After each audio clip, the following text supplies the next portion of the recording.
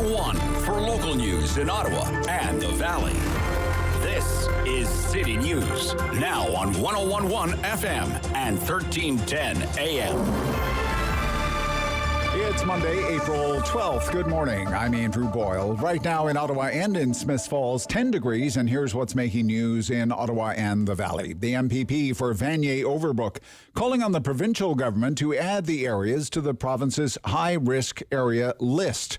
That's for the ongoing COVID-19 vaccination rollout. Here's City News reporter Alex Gouge. MPP Lucille Collard feels the province needs to add the Vanier and Overbrook areas to its high-risk list since many live in congregate settings, many are essential workers, and food bank use is among the highest in Ontario. Ottawa Public Health has already identified those parts of the city as high risk, but since the province hasn't, Collard tells me the Ford government will have to play catch-up. They say that they are targeting high-risk areas to fight COVID. But then when they select the locations for pharmacies, for example, then they don't put those pharmacies where those high-risk locations are. She also feels the newly expanded pharmacy list in Ottawa feels like a premature stunt, as she says many of those pharmacies do not have appointments available. The MPP also finds local public health units are the best place to find information on the rollout since the information on the government's website is conflicting. Alex Gouge, City News. City News time, 9:01. Ottawa's Chief Medical Officer of Health says a decision is going to be made Wednesday this week whether the children return after spring break to in-class or at-home learning. Despite surging COVID-19 case numbers and a stay-at-home order in the province, the Education Minister, though, says schools are going to reopen as planned next week. Here's City News reporter Laura Kearney. Stephen Lecce issuing a letter on Sunday saying all publicly funded and private elementary and secondary schools will be open for in-person learning despite the province's stay-at-home order, except in regions that have directed schools to move to remote learning. The medical officers of health in Toronto and Peel ordered schools closed to in-person learning last week until at least the end of spring break. And as COVID-19 case numbers continue to soar, that could be extended. Public health units have the authority to move schools to virtual learning on their own without permission from the province. The Education Minister now scheduled to join Premier Ford, the Health Minister, and the Chief Medical Officer of Health for an announcement at 2:30 this afternoon. 680 News will carry that live. Also beginning today, teachers in identified hotspots in Toronto and Peel are eligible for a COVID-19 vaccine. I'm Laura Kearney.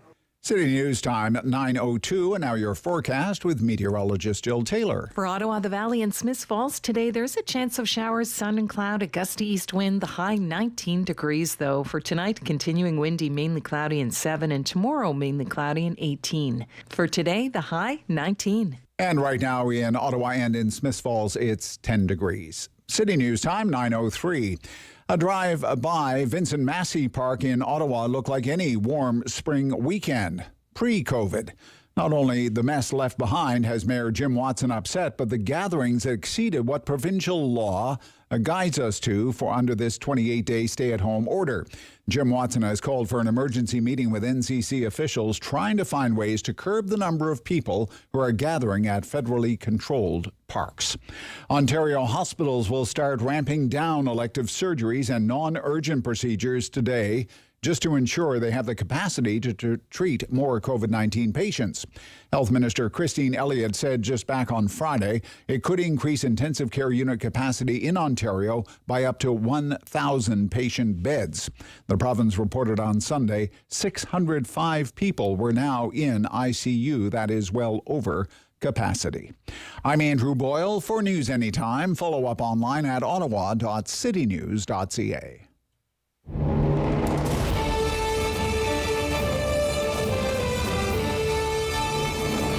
Good, bad, or complicated. There's no news in Ottawa and the Valley he won't talk about. It's the Rob Snow Show on Rogers TV and City News. 101.1 FM and 1310 AM. Do you ever wonder what we're doing wrong? How it is that after a year of pandemic life, we are where we are? Things going from bad to worse?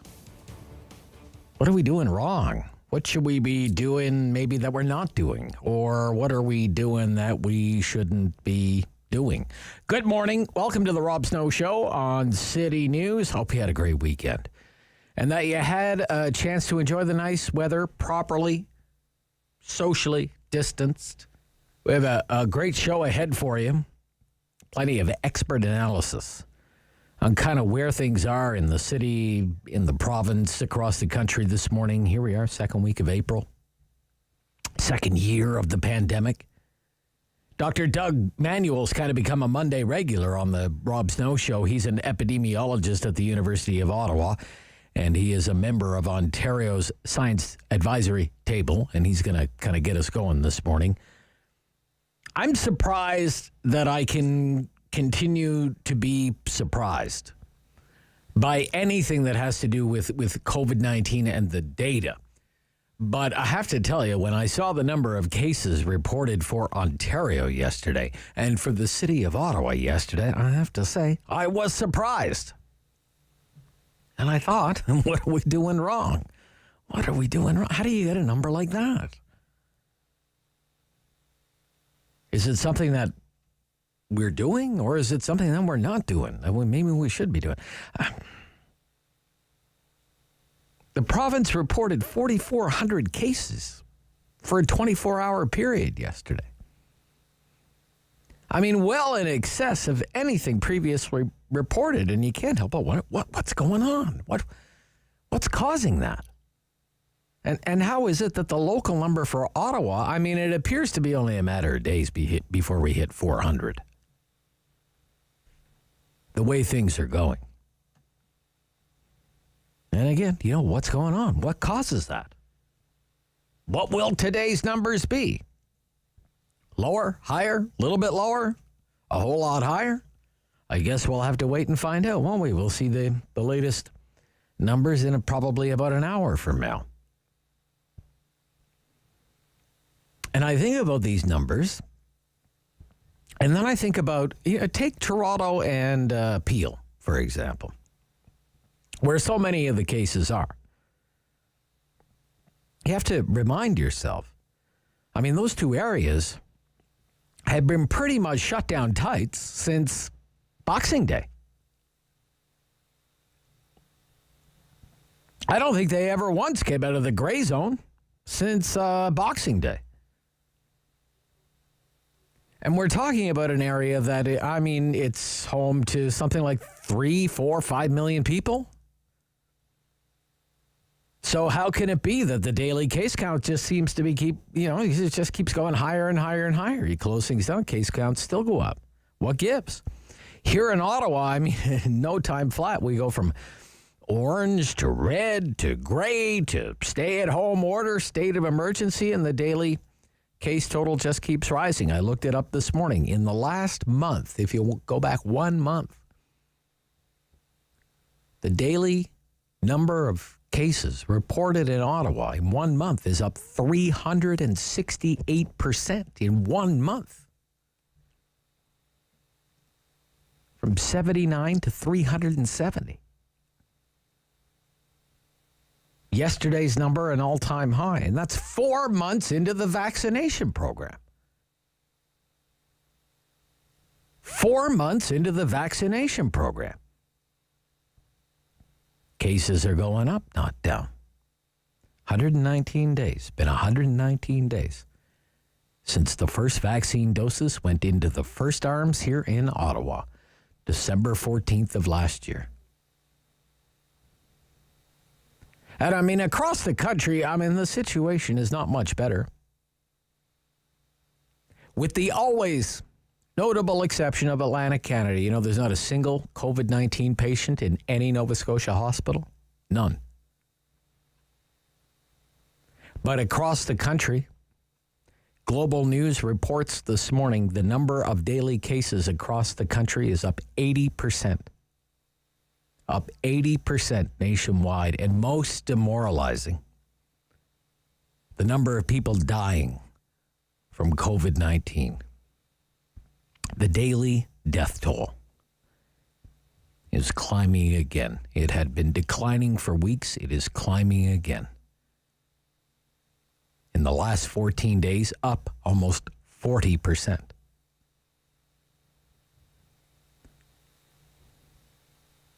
And I know I shouldn't be envious. I shouldn't be jealous, but it's hard not to be, you know. You watch the news, you read the news, you see the news from other parts of the world. The UK is starting to open back up again this morning. Back in business, reads the Sky News headline this morning. Back in business, and it's got an old timer, and he's holding he's holding 2 glasses of beer. Pubs opening at midnight. Non-essential businesses are allowed to reopen: barbershops, hairdressers, fitness center, pubs, restaurants. Lineups to get in. So I understand for pubs and restaurants, it's patios only, outdoors only. But hey, wouldn't you take that in Ottawa right about now? Wouldn't you take that in Ottawa right about now? They're opening back up. Not long after we had to shut things down again. Can't have a beer on a patio in Ottawa. And I mean, let's face it, it's no secret the UK's vaccination program, it's been superior to ours. 32 million people in the UK have had at least one dose of vaccine. 32 million. In Canada, it's a quarter of that number. It's about 8 million. And there are, how many Moderna shipments are coming to Canada this week, David? 0! Yeah, great job, Trudeau. 0. Well done. Well done. How many AstraZeneca shipments are coming to Canada this week? 0. Another winner from Mr. Trudeau. How many Johnson & Johnson vaccine shipments coming to Canada this week? It's approved for use in Canada, right? The Johnson & Johnson vaccine? Yeah, it is approved. Yeah. How many shipments are coming this week? 0. 0.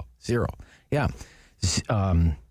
Moderna shipments this week, 0. AstraZeneca shipments this, 0. Johnson & Johnson shipments is 0. 0. But we are getting 1 million doses of Pfizer. Now, in the United States, they use 1 million doses of Pfizer. They use it up in 8 hours. Not kidding. Not even kidding.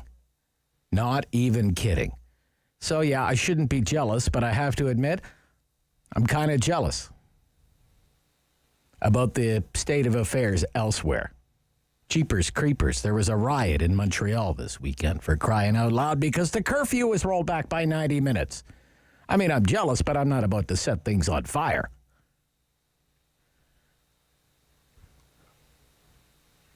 I'm quite worried about the situation in the hospitals. Man, sakes alive. Front page, Globe and Mail this morning. Hospitals pressed to the limit as third wave grows more dire, it says. And everything I'm hearing, you're probably hearing the same stuff. Everything I'm reading, you're probably reading the same stuff about the situation in the hospitals. Isn't it alarming? Packed hospitals. I mean, packed hospitals, overcrowded hospitals in Ontario, that's nothing out of the ordinary. Heck, that's everyday healthcare in Canada. But nothing like this. None of us have ever heard or seen anything like this. Imagine having to work in that environment. Transferring patients from one hospital to another without consent. Pediatric beds being closed to make way for COVID patients.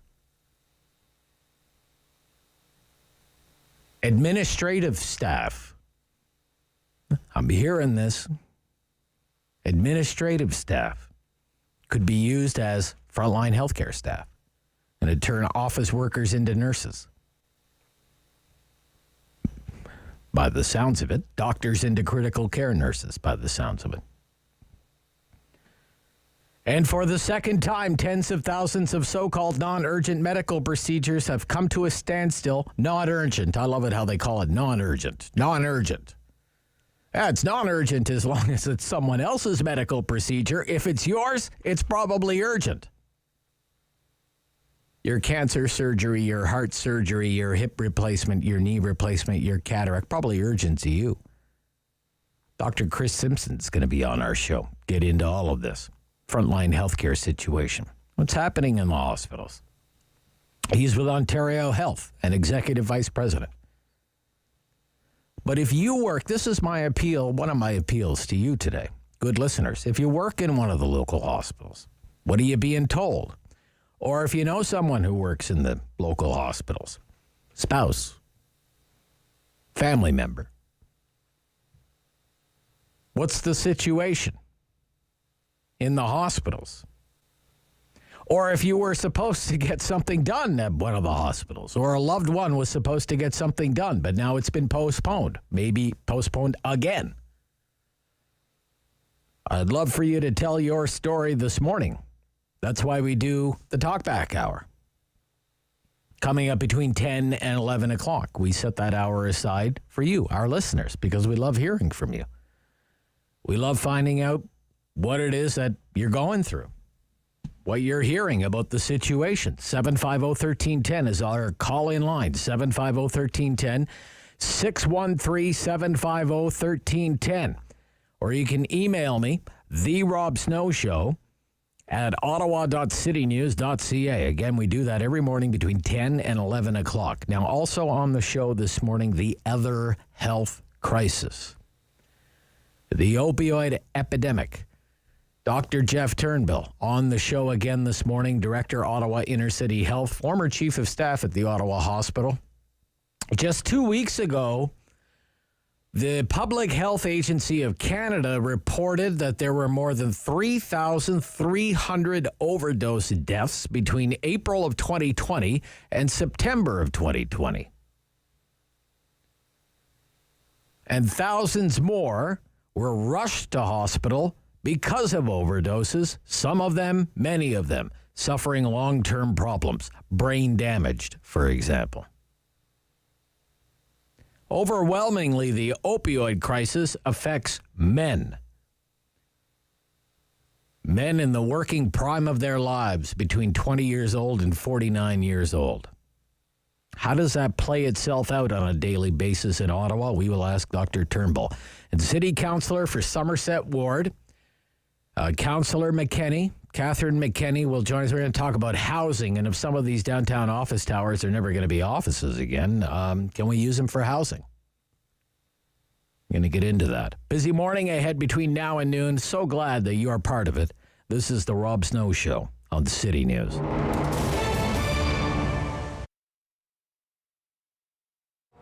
So the Birth of Absinthe was 2002, I think, 2003, and I was working at Urban Bistro, happily, where Allium is now. And then the space where Holland Cafe was came up. It's on the corner of Spencer and Holland.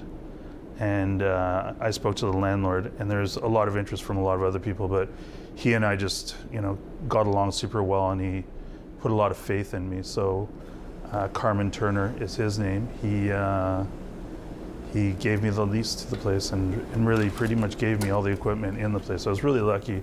I've been really lucky with landlords that way, actually, both my current landlord and Carmen Turner. Because if there hadn't been Carmen Turner, there wouldn't have been Absinthe. So we were there for a few years and just sort of outgrew the place. And then now we're here. It's obviously been tough, and it's been tough for everyone. I mean, that's been the big democratic sweep of, like, in restaurants and the hospitality and the arts that we were talking about earlier. It's like everybody's been impacted pretty much the same. From everybody that I talked to, we're down 80%. We're climbing out now. I think one of the saddest things is like everybody, we went down to 2 employees from 25, and we're now at 4, and we're bringing 2 new people on this week, so we'll be at 6. So it's, little steps. So it's been tough. It's, I've got the most expensive clubhouse ever here, because some days you come and you don't do any business, but you're here. But I'm grateful for what I do have. I think everybody's optimistic now, not necessarily just about the vaccine, but about like the vaccine, spraying, being able to be outside. I think you're going to see a lot of like pop-up things happen in parking lots and on sidewalks and like that, rather than being actually inside somebody's commerce. I think we'd like to take it outside. I know my staff would. My staff like the outdoors now. All of a sudden, all four of us, 6 soon. But we'll be doing some business in the patio in the parking lot, and we have a patio out front. And I hope other restaurants and stores will do the same. I hope that they take advantage of like the sidewalk and doing sort of, guerrilla marketing and stuff like that, and really shaking it up a bit. You can find us at Absinthe Cafe at 1208 Wellington Street West in Hintonburg, and you can find us online at absinthecafe.ca. He's the opinionated Ottawa icon. The Rob Snow Show returns On Rogers TV and City News. 101.1 FM and 1310 AM. Starting off another week of COVID coverage on the Rob Snow Show with Dr. Doug Manuel, epidemiologist, University of Ottawa, member of Ontario's Science Advisory Table. Good morning, Doctor. Good morning, Rob. How would you describe the current situation in Ottawa right now? Worrisome. I'll call it worrisome. The hospitals are under a lot of strain. That's probably on top of my mind. Yeah, the situation in the acute care hospitals under a lot of strain, and maybe you could explain how that is kind of manifesting itself right now. Well, I think the background, the context is helpful.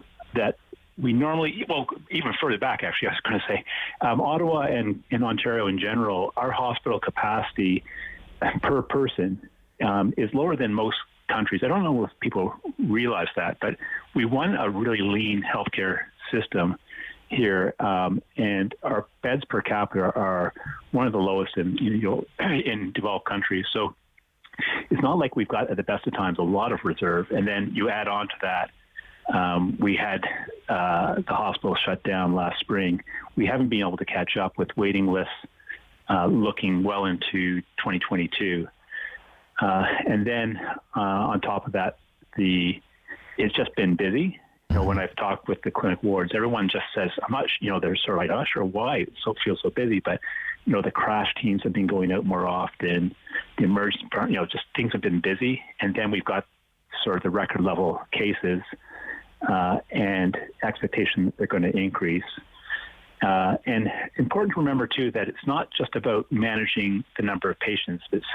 It's everything else, so that business has not been usual during COVID in the sense that you can't keep as close together. You have to wear protective equipment, so you're slowed down. And then as cases get higher, we have, or say schools get shut down, doctors and nurses have kids as well, so they have difficulties doing their shifts. Yeah. So there's just, sometimes I get a message back, what are you talking about? There's only 30 cases. But I think it's important to put those 30 cases in the sort of context that I've just run through. Yeah, and pre-COVID, it could only take one or two things that maybe weren't even working at 100%, and it can have a cascading effect throughout the healthcare system. For example, whether that's a shortage of ambulances on a road, for example, or a particularly hot flu season, for example, or something happening in long-term care that causes a backup in the acute care setting. Right? It's kind of a fragile system to begin with that you're working with. So. Yeah, we just try to run it really lean. Right. Our costs per capita as well are on the lower side for OECD countries as well. So, we've just been trying to balance that affordability and like you said, like on front page over the years, you might have a story about people in the waiting in the emergency department for a day, and that's sort of not unusual. So you add on to this capacity, it's difficult. So a stay-at-home order was issued a week ago last Thursday with a new state of emergency and some new restrictions. And yet, ever since then, case counts have gone up, and the number of people dying on a daily basis in Ontario is going up too. And we had a record number of cases reported for Ottawa yesterday. Is there a lag? There must be a lag between imposing a lockdown and how you see that reflected in cases, in deaths, these kinds of things, Doctor? Yeah. I think like a big boat or a big truck or something, you could be barreling along and then you put on the brakes, but you don't slow down right away. And for COVID, it usually takes about 2 or 3 weeks. It will start slowing down, but when it before it sort of plateaus and gets down, it's usually 2 or 3 weeks. I think over the holidays it was instructive.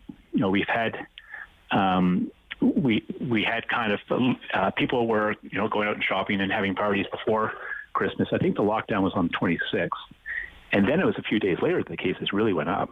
So it was they didn't really start increasing until right around the time of lockdown. Here we've been bearing along for a while and then instituted, and then the cases went up for I think almost 2 weeks, and then came down pretty quickly. So that's our latest benchmark for the sort of stay-at-home order. What happened in January? We'll expect cases to continue to go up, and deaths might flatten, but hospitalizations will continue to go up now for another 2 weeks or so at least. And then how quickly we come down should be similar to January, except for those darn variants. We've got one thing, we've got more people vaccinated compared to January, and then we've got the variants. So the variants are going to overweigh the amount of vaccination we've had. So vaccinations protected us, but variants have accelerated transmission. So I'm not expecting to see a decline as quickly as we had in January. Plus, it's been in everyone's mind, are we going to be effective? Can people actually kind of double down, or are we getting just too tired to adhere to it? Right. Yeah, but even under the best case scenario, here it is the 12th of April, we may not see the effects of the new restrictions reflected in the daily numbers until maybe the last week of the month. Yeah, that's right. Yeah. And I find this a really nerve-wracking sort of period. But that's right. That's my expectation, 2 weeks or maybe even 3 weeks before we sort of see a sustained decrease. Okay. Nerve-wracking. You're not filling me with confidence here. Well, you're kind of waiting. You kind of, you're expecting it, but then, it doesn't happen right on time. And then you're saying, are we going to be able to pull it off this time? But, I think our history's been pretty good in Ottawa. We brought things down well in last March and October and in January. And so my expectation is that we're going to bring it down this time, even despite variants. In Europe, they came down pretty well, but they were completely locked down, schools out, everything, for the same level of immunity that we've had. And they were in lockdown for about 3 months for a lot of the countries. They waited and they were higher, or it caught them off guard. We've known that, we've seen this coming. We've seen what's happened in Europe, and for us in Ottawa too, we've got a little bit of we can learn a little bit from the GTA. They've got a more difficult time than we do for reasons not their fault. Manufacturing and crowding, and we got to. I kind of treat it as almost like a week that if we're smart, we can learn from them and react more quickly. So in Ottawa, we've done a little bit better than other places like around GTA.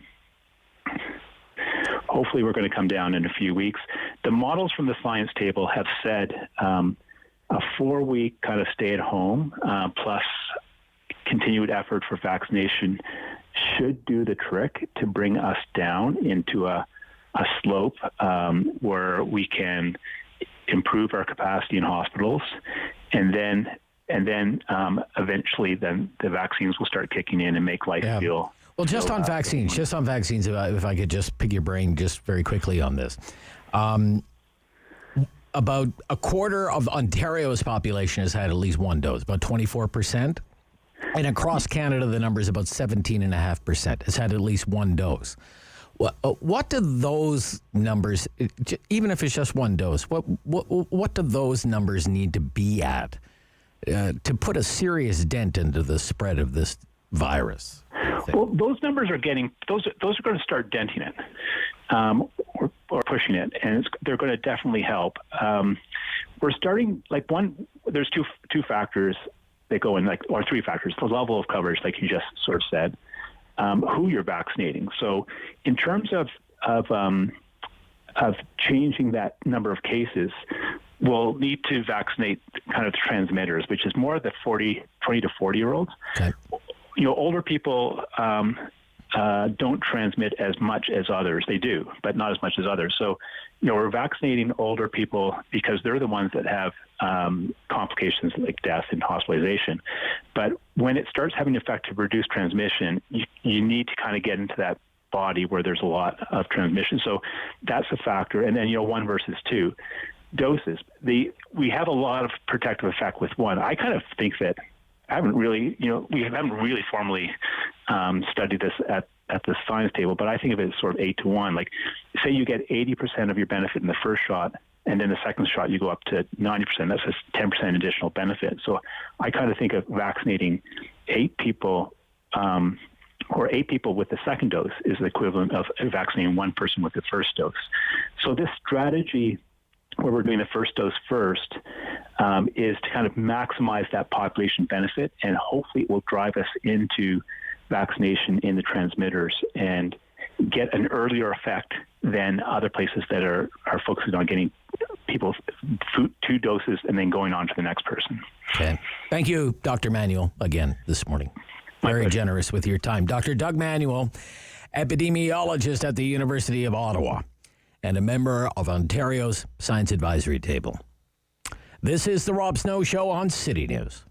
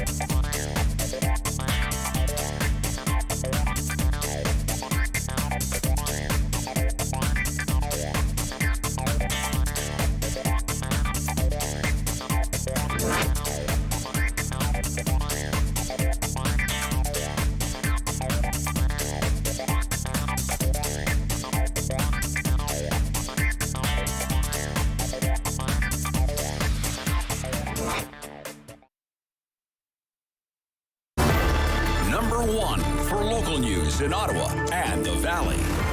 This is City News, now on 101.1 FM and 1310 AM. It's Monday, April 12th. Good morning. I'm Andrew Boyle. Right now in Ottawa, 12 degrees, in Smiths Falls, 11. And here's what's making news this hour. A local MPP is urging the province to stop playing catch-up and name Vanier and Overbrook to the high-risk areas in the province for COVID. Lucille Collard tells City News many people live in congregate settings or are essential workers in those neighborhoods. Special education teachers in Ottawa will be able to receive a dose of COVID-19 vaccine this week during April break. Officials have compiled a list of special ed teachers with the assistance of all the school boards. The third wave of this pandemic is hitting our province hard. More than 4,400 new cases on Sunday. More than 600 people are now in intensive care. As of today, many hospitals in the province have cancelled their elective surgeries and non-urgent procedures, a move that could increase ICU capacity by up to 1,000 beds. The federal chief public health officer, Dr. Theresa Tam, says the country is nearing the peak of the current wave of COVID-19. We are expecting today's COVID infection numbers within the next hour. City News Time, 9:35. I'm Andrew Boyle. For news anytime, follow up online at ottawa.citynews.ca. Strong voice. Strong opinions. The Rob Snow Show returns on Rogers TV and City News. 101.1 FM and 1310 AM.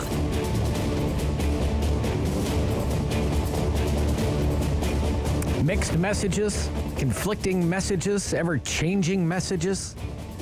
Does Ontario need a more coherent message when it comes to fighting COVID-19? Bernard Gauthier is a strategic communication consultant and a lecturer at the School of Journalism and Communications at Carleton University. And he's back with me this morning on the Rob Snow Show here on City News. Good morning. Good morning, Rob. How are you? I'm okay. How are you? I'm doing well, thank you. How would you describe the messaging that we get from, say, the Ford government? The Ford government's messaging is very, very inconsistent, and it's not terribly effective. These are not powerful messages. And the fact that we're talking about one provincial government or another, or a municipal government or the federal government, is part of the problem. There are too many layers, too many levels of government, and everyone is singing from a slightly different hymn book, going off in different directions. And it's just, I think it's becoming more and more confusing. And when people are confused, they just tune it out. Okay. You know what? I can just stream on Netflix and watch a nice show, and I can just forget about this mess. Right. So, for example, yeah. Bernard, there's this old line: "Too many cooks spoil the broth." Are there too many messengers, for example? I think there are. Yeah, and not only are there too many messengers, but there's very little collaboration. When was the last time we saw the Prime Minister or the Federal Minister of Health at a podium or, on a screen, a Zoom screen of some sort, with a provincial counterpart, with a municipal counterpart? It boggles my mind that we're not seeing any effort to collaborate, to let's stand up together and sing from the same page on the hymn book and really rally Canadians together. And instead, as we've seen now, it's becoming more of a tit for tat, a little battle to try and score some political points. And the health minister is going to start tweeting and, how many provinces have how many doses in freezers, which is an irrelevant number. I mean, distributing these things is so complex that just counting doses in a freezer is silly, but it scores cheap points.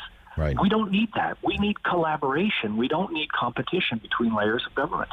Yeah, in fact, the first ministers have these Zoom meetings, but they're top secret. Nobody's allowed to kind of watch them and see what goes on. And it's not helpful. Maybe it would be helpful, I think it would. Right? Yeah, I think it would be very helpful to see municipal, provincial, federal leaders working together, collaborating together, communicating in a consistent way rather than taking shots at one another.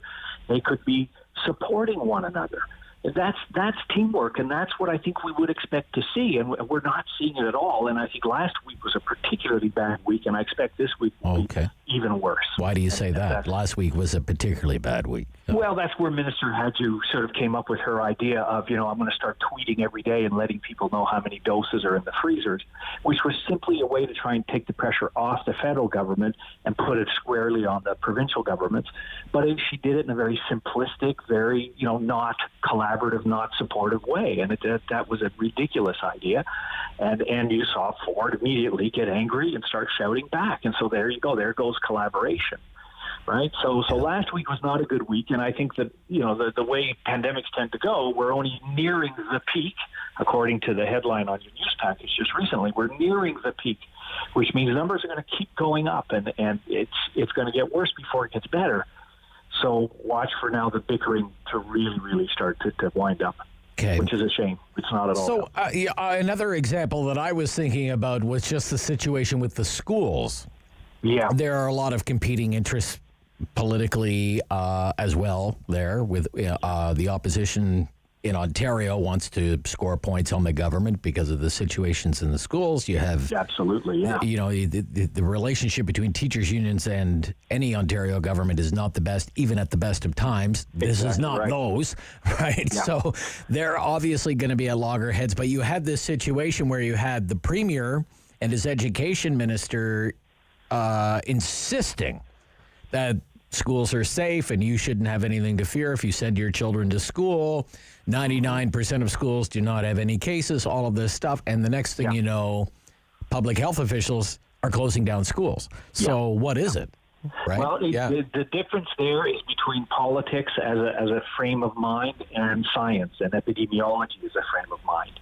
And politics is all about trying to, appear in control, look good, soothe the population, make people happier.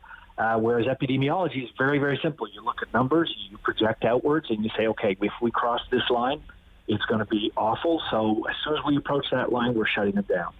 And so the science it's not pretty. I mean, it's literally numbers and points on a chart. But that's how they make their decisions. And in Ontario, we have very little voice given to the scientists. I think the chief medical officer of health is probably a very smart guy, but he has a very low profile in this province compared to other provinces. And so we don't often hear the perspective of the scientists, of the epidemiologists, and let them take the stage and explain their decisions clearly and not politicize those decisions, but say, look, we drew the line here, and this is where we are now, so therefore we're shutting it down. Yeah. And Dr. Williams may be a great scientist, may be a great doctor, all of these things with an impressive medical resume, but is he a great communicator? Right. He's not a great communicator. No, I don't think he's a gifted orator by any stretch. Right. But nor is he given much of a chance. And usually, he sits with his hands or stands with his hands behind his back, about 4 feet back of the Premier, and nods. And that's, and then once in a while he'll have a few minutes to say things, but he's given very little room compared to some of the other chief medical officers of health.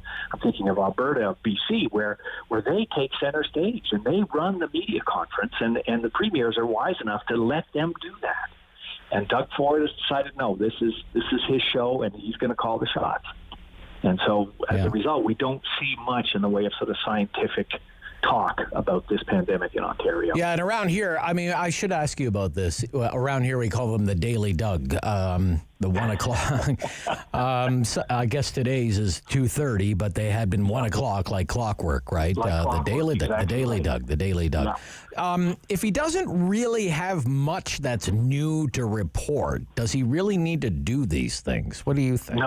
No, I don't think he does. I think you make news when you have news, and other than that, just let it go, and maybe make that a day that your chief medical officer of health can get up and start to educate Ontarians a little bit more about where the line has been drawn and why it's drawn there and what the impact will be, so that when they make decisions, people go, okay, I now know why they made that decision, because we reached this number, and that means this risk, and then people will accept it. Mm-hmm. But instead, the numbers are hidden, everything is kept quiet, and then, boom, they turn around and they shut the schools, or they move us from one color of zone to a different color of zone. And it seems to come out of nowhere, and it often comes late.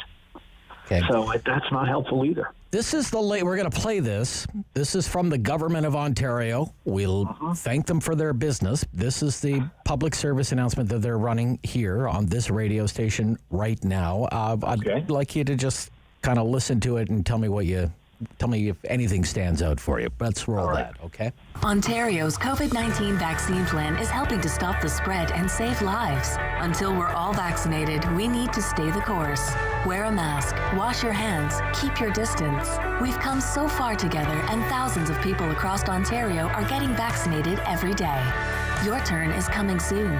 Visit ontario.ca/COVID vaccine plan or call 1-800-999-6488 for assistance in 300 languages. Paid for by the Government of Ontario. Okay. What do you think? It's okay. It's reasonably clear. It does encourage people. It seems to suggest that things are going to get better, although, in the face of the third wave now, that's going to be a bit of a stretch. But what I find is that it's very flat, and a lot of the communication, not just Ontario, it's pretty much at every level of government, the communication has been flat. The communication hasn't been human. It hasn't been emotional, in whether it's good emotion or bad emotion. It's just been very, very flat. Okay. And I compare that to some of the frontline physicians who are now going on news shows and in very, very, real terms explaining what it is they saw in the ICU that day. Right. And how many deaths they dealt with and how many families they dealt with. And I think that kind of very real, very raw emotion is a powerful thing. It motivates people to do a lot. And these kind of flat messages, you hear them and you move on. Well, it's interesting that you raise a caller to my open line hour last week said he was wondering about the messaging and said maybe it's time for some shock value. Absolutely. Yeah. And like I say, some of these frontline physicians are fed up now, and they're delivering it. And they're incredibly sort of brutal and effective. And they're not just trying to scare people, but they're trying to sort of make clear people understand how serious this is, how much people are suffering. And so then there's no ambiguity. And I find it so refreshing to see these people who are very credible get up and tell it, speak from the heart. Some of them are quite emotional. They're quite upset as they're talking about this. They're exhausted, obviously. Yeah. I mean, I think isn't one of the lasting images, Mr. Gauthier, of this entire year, the picture of the frontline healthcare worker with the marks and scars left over from the PPE in the earliest days from the long day in the hospital, right? That's it. Yeah. And you'll recall back then we would, it's 5 o'clock or 7 o'clock, I can't remember the exact time, but people would go out and ring bells and sort of cheer them on. And we're not really doing that anymore. Yeah. And I think that's why now those professionals are so alarmed at what's happening that they're stepping in front of the cameras and the microphones, and they're playing a big part, I think, in getting the message out. Yeah, the seriousness of it. Okay. Thank you, Mr. Gauthier. Nice to hear from you. Likewise, always a pleasure. Lecturer in the School of Journalism and Communication at Carleton University, communications consultant Bernard Gauthier. We'll talk about the situation in Ontario's acute care hospitals coming up next on The Rob Snow Show here on City News.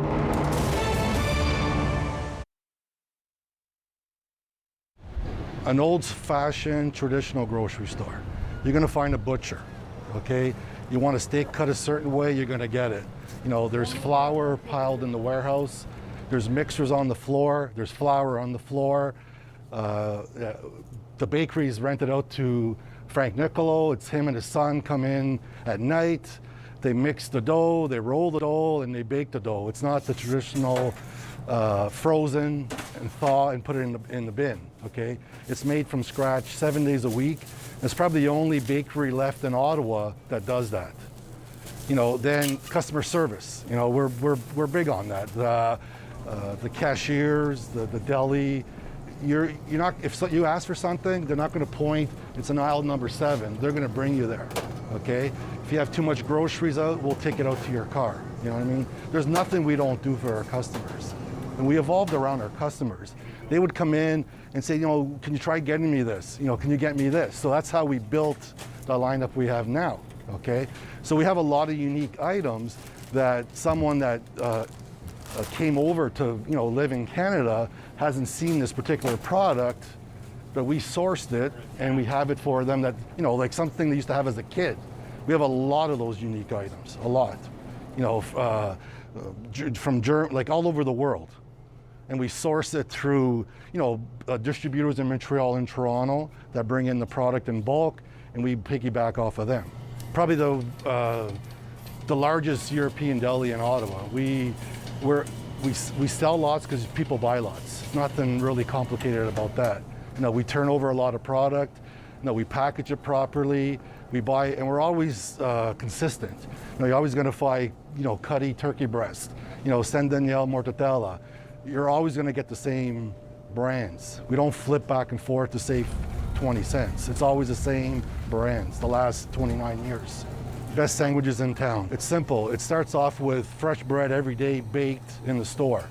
Anything that's left over goes to breadcrumbs. So you're getting a fresh bun every day that was baked probably 4 hours before you get here, okay? Not only baked, made, like, mix the flour, roll the dough, proof the bread, and bake the bread, okay?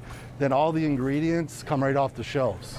Your lettuce, your tomatoes, all your condiments, and they're cut up fresh in the deli. Not like the big, corporate restaurant chains that your lettuce comes in shredded in a bag, you open it up and you throw it in the bin. Takes, 2 or 3 days to get here from California. How long is it in the bag? The big difference is like making a sandwich at home and you don't have to do the work. It's really what the trick is, and using the freshest ingredients possible. The world is changing. So keep up with Rob. The Rob Snow Show returns on Rogers TV and City News, 101.1 FM and 1310 AM. Trying to get a handle on the situation in the hospitals right now with Dr. Chris Simpson, Executive Vice President, Ontario Health. Good morning. Good morning. Yeah, how are you? I'm good. How are you? I'm well, thank you. How would you describe the situation with COVID-19 in Ontario's acute care hospitals right now? Well, the hospitals are very much at a breaking point. We have growing numbers of patients with COVID in our ICU. That has required us to take some steps to try to mitigate the pressure on the hospitals, including transferring patients in unprecedented numbers between centers in order to try to smooth out those pressures. And as of today, we've instructed hospitals to ramp down on usual care that can be safely deferred. So a lot of surgeries and procedures are going to be slowing down until the crisis passes. And the backlog in those procedures will ramp back up again. That's exactly right. One of the big problems here, and the reason that this is done extremely reluctantly, is because by most counts, there were about 250,000 surgeries and procedures in Ontario that had already been deferred from the beginning of the pandemic, and we never really quite caught back up. And now there are going to be more that are deferred. But we're hoping that we'll be able to ramp back up as quickly as possible. But at the moment, there just simply is no way that we can carry on with the usual rate of delivery of care and look after all of these patients with COVID at the same time. I would like to ask you, because I only heard this, I heard it secondhand, and you're much closer to it than what I heard it from. It's just a conversation that a friend of mine had over the weekend with someone who works in an acute care hospital, but in an administrative capacity. Non-patient facing staff could be asked to do some of the work, some of the duties of patient facing staff in acute care hospitals. How likely is that? Is that being planned for? Yeah, I think that's probably unlikely, because most healthcare professionals function under legislation called the Regulated Health Professions Act, which is very specific about what certain kinds of health professionals are allowed to do with patients. And somebody who's not a healthcare professional would not be allowed to do any of these regulated acts. But certainly there may be some administrative or non-clinical duties that are as important to the overall effort that are done by some clinical people, clinical administrators, for example, that could be done by others. Okay. The Toronto Star reports this morning, for example, that doctors could go through some training to do some of the work done by critical care nurses, as another example, Dr. Simpson. Right. Did you see that happening, for example? Yeah, I think, everything's on the table for sure. I think, though, we get much more bang for the buck when we do things like move nurses who are working in a surgical environment and who have some critical care experience into critical care, or when we have, say, a nurse who normally works in a primary care office maybe moves to help work at the vaccination center, so that the nurse at the vaccination center with some hospital experience can go back to the hospital, that kind of thing. Okay. More than 600 patients are in intensive care across Ontario because of COVID-19. The health minister says if needed, the capacity could be in excess of 1,000 beds. But do we really I guess what I'm trying to get at, do we really have the staff to do everything that we need to do, Dr. Simpson? Even if we had 1,000 ICU beds, will we have a staff for 1,000 ICU beds, for example? Yes, I think we, by moving some health human resources around, especially if we're postponing some surgeries and procedures, that alone liberates some of those staff who can be redeployed. But you're exactly right. We've been very creative with finding space. That's not an issue. We've got the ventilators. That's not an issue. For the most part, we have the drugs we need. That's really not an issue. It is the staff that are needed, and we do believe that there is a solid plan in place to expand our ICU capacity, our staffed ICU capacity, to get to these kinds of numbers that are being projected. But that means ramping down other kinds of care that are historically delivered. That's sort of the other side of the equation. What are the complications of closing down a pediatric unit and turning it into a COVID unit? Well, I think the measures that have been put in place to transfer some of those pediatric patients to sick kids ensures the safety of those patients. But I think it really helps to concentrate the pediatric experience, and it frees up some resources and space for the COVID surge at the other hospitals that have pediatrics as a portion of their services. So it's really just more capacity building. Okay. Are we to the point of having to do triage? Critical care triage? There have been many news stories over the weekend about it could be coming where life and death decisions are going to have to be made in critical care in a kind of triage type setting.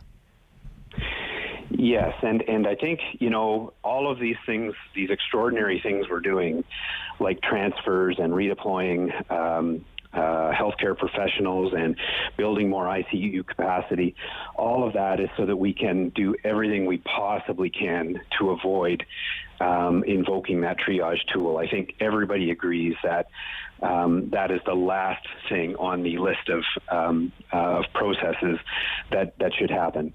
But the risk of that happening, I'll be very clear, is not trivial. The success of all of our work trying to balance all of these needs and priorities is going to depend critically on whether that curve, the wave 3 curve, starts to come down.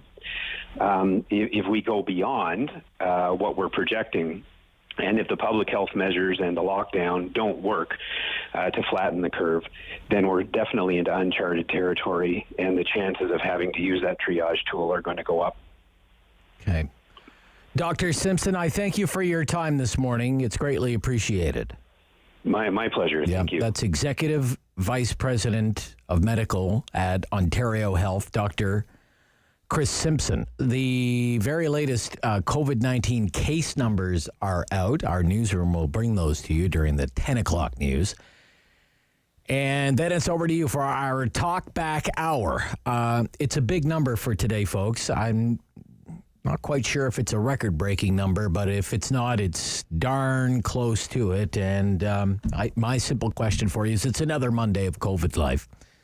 Why are these cases so high? Why are we on a daily basis, it seems now, breaking records with COVID cases and the number of people in hospital? What's going on? What are we doing wrong? Rob Snow Show, Talk Back Hour, 750-1310. This is City News.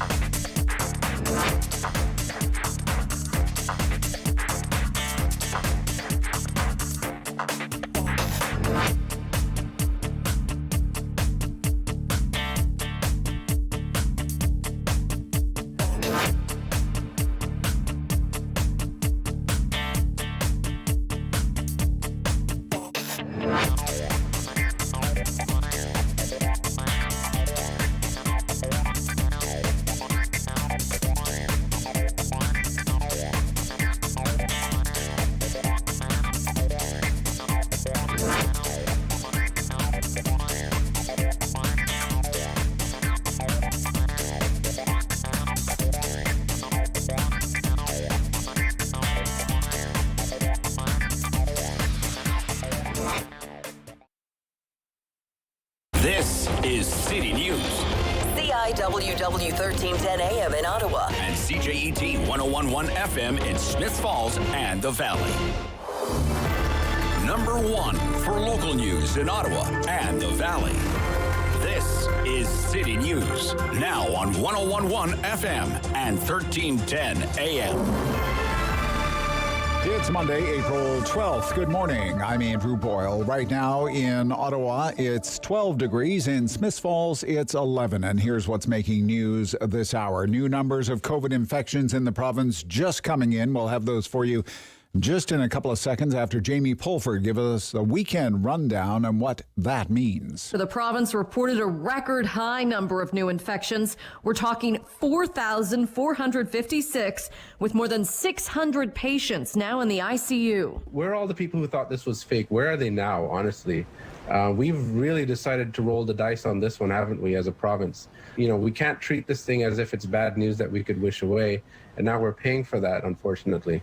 Toronto ER Dr. Kashif Pirzada on Breakfast Television this morning as Ontario hospitals start ramping down elective surgeries and non-urgent procedures starting today. You know, when all the operating rooms shut down, everyday activities become a lot riskier. Like if there's no trauma team backing you up to do surgery, God forbid if you get into an accident, is that drive to work safe again?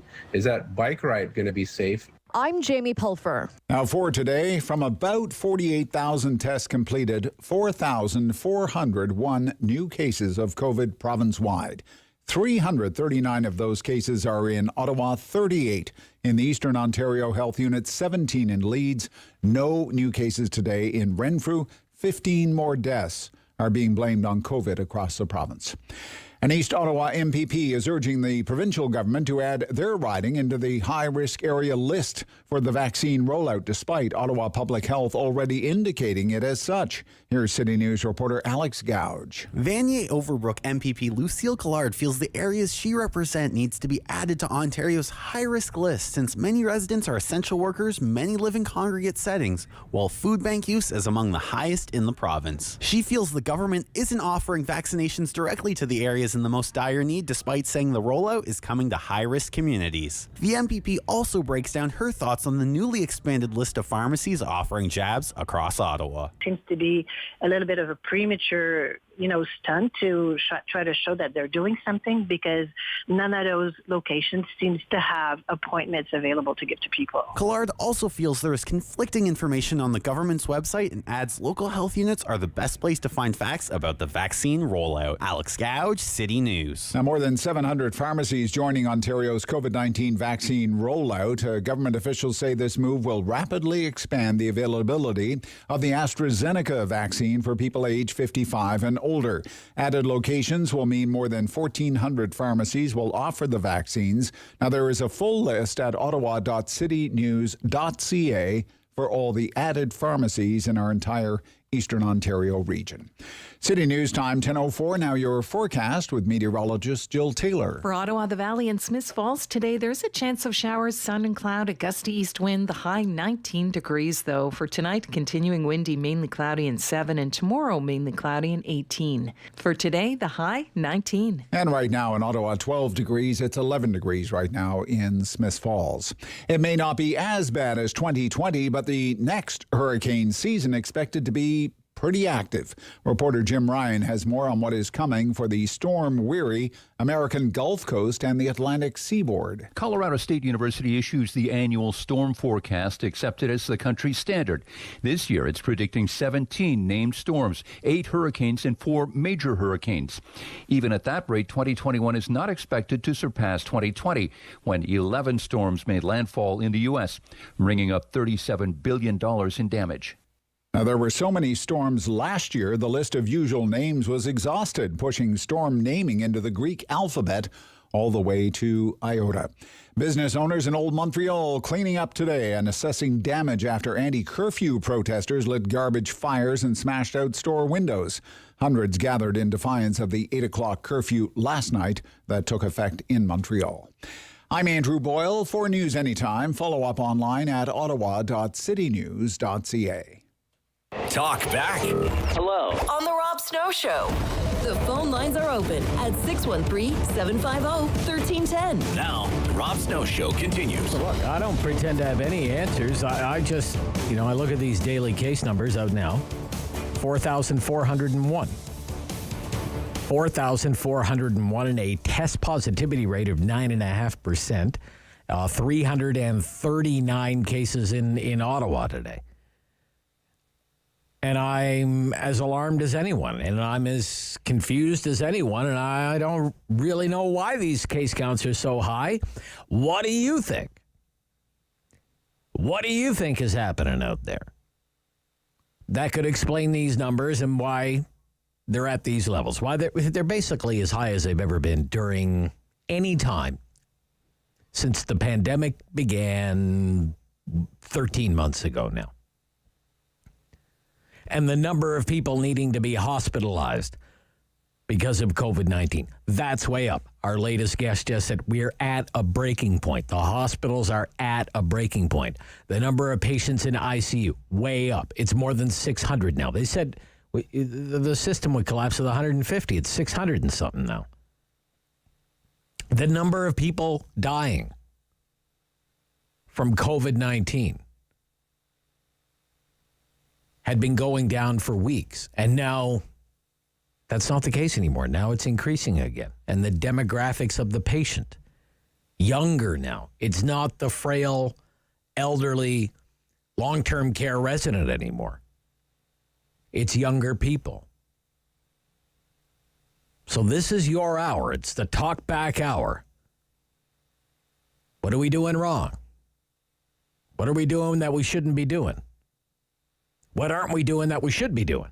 Put it another way, what's happening out there that could explain this dramatic increase in cases, hospitalizations, deaths? 750-1310. 750-1310. 613-750-1310. Email The Rob Snow Show at ottawa.citynews.ca. But I prefer to speak to you on the telephone. Dina or Dinah? Dina. Good morning. Good morning. Yeah, thanks for calling. What do you think is going on out there? First of all, this is a race against time because the variant is much worse than the original strain. And we're not getting vaccines. Not getting vaccinated fast enough. Fast enough, yes. Yeah. And I would like to know why there are no vaccines coming in this week. I would like to know what's going on with the vaccine contract. Well, just to be clear, there are 1 million doses of Pfizer vaccine, but that's it.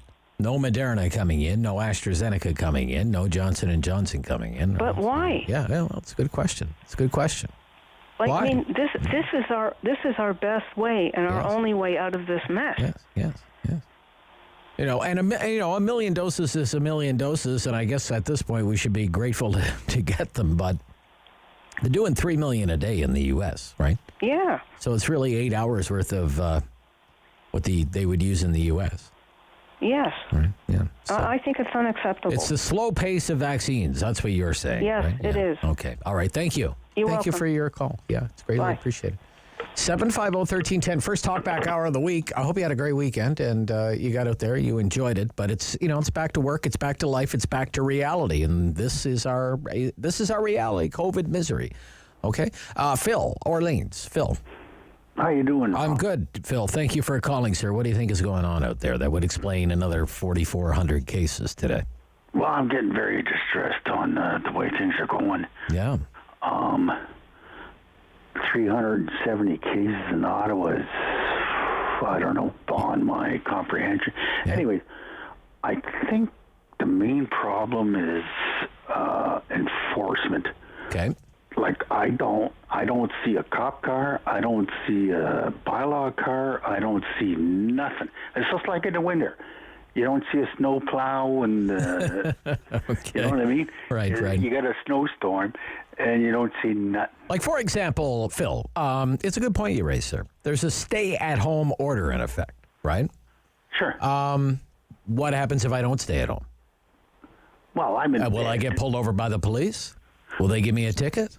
What's the fine for disobeying the stay-at-home order? See, in Quebec, whether you like it or not, whether you agree with it or not, it's being challenged in court, and we'll see what happens. There's a curfew, right? I know. And if you're out past 8 o'clock, you will get a fine. Well, in Montreal, if you're out past the curfew and you light a garbage can on fire, they'll throw tear gas at you. So, I mean, That's the way it should be. And look at out in Edmonton, the thousands of people who were protesting outside that church. Yeah. That was I don't know what's going on in this country. Right. But you would like to see more enforcement, is what you're saying, right? Yeah. What are you doing out? What are you doing? There's a stay-at-home order. What are you doing? Where are you going? These kinds of things? I'm in bed. Yeah? I'm in bed. No. But, I mean, do you want the police to be pulling people over? 10 o'clock at night, if there's a group of people in a car, do you want the police to be pulling people over and asking them, where are you going? What are you doing? What are you doing? There's a stay-at-home order in effect. Are you going to the grocery store? Because the grocery store is closed right now. Well, if it gets up to 1,000 cases in Ottawa a day, then I think that might happen. Yeah, okay. We might not have any choice at that point. All right, Phil, thank you. Thank you. But you're distressed. I think that's a good word to use at this point. Distressed. I think a lot of people are quite distressed. Rockland. Steve. Good morning, Steve. Good morning. How are you? I'm okay, Steve. What do you think is going on out there, buddy? We got 4,400 cases today. I'll tell you something. I live right at the Turnbull ferry, and I'm just down from the Cumberland ferry. Okay. Both working at full capacity. They're bringing them in. They're bringing them out. I'm not going to point any fingers, but this doesn't seem right. There's a curfew. I know people got to work. I get that. But we're under a lockdown here. People are coming, going like ants. I went to Cornwall. I had to go to Cornwall for business. I couldn't get out of it. I was there a couple of days ago. Okay. So New York license plates. The Empire State. What the hell's going on? Right. You know what the banter is right now with my line of friends? You know what the banter is? The airfares are so cheap, we should go somewhere. Oh. What the hell are you talking about? Okay. Yeah. Okay. Where are you going to go? You know what I mean? I'm scared to go to Walmart. I feel guilty, and this is what I'm seeing. Oh, okay. All right. Anyway, Yeah. Too many people going too many places when they shouldn't be going anywhere, and they should be staying at home. Absolutely. Yeah. All right, Steve. Thank you. Yeah, this is a good point, And the previous caller makes it too. Where's the enforcement? I mean, it's a stay-at-home order, but what happens if I don't want to stay at home? There's a stay-at-home order in effect. What's the penalty for violating it? David tells me, so the 14 days ago, the test positivity rate was 4.5% in Ontario. 14 days ago, right? 2 weeks. Now it's 9.5%. And another jurisdiction with a test positivity rate around 10% is India. Okay. John. Good morning, John. Yeah. Hey, John. What do you think is going on out there, buddy? Why do we have 4,400 cases? Well, if you take a walk outside, you really, I wear a mask all the time. Now, what I do is I pull it down around my chin when I want to breathe because, it's a bit confining. Yeah. But when you're on a sidewalk, the sidewalks are only 3.5, 4 feet wide. There's people striding down the middle of them, and you don't see them carrying a mask. There's nothing around their neck. There's nothing around their face. And everyone doesn't wear anything, or should I say, no one wears one. I think the crux of the problem is people, and I hate to be so blunt, there's a lot of really stupid people. They just don't get it. It's been a year. Right. And if you read the stats, any place that they've had a gathering where nobody wears any protection, they're done. The numbers skyrocket. And the places where they, at least a piece of cloth, that's a couple of layers thick that's designed to be worn as such, as a surgical mask or a replacement thereof. That just keeps out some of the particulates, but the distancing kind of finishes it off. If you don't keep everything out, at least if you're far enough away, the rest of it won't get you. You know what I mean? But there isn't any sort of cognitive skill with some of these people out here. I don't understand it. I almost got hit with a giant bicycle on the sidewalk. No, don't get me started about people who bicycle on the sidewalk. No. Oh, that drives me crazy. All right. It's cognitive dissonance, in other words, John. Okay. All right. Gotcha. People are stupid. Hey, you'll get no argument from me. This is the Rob Snow Show on City News.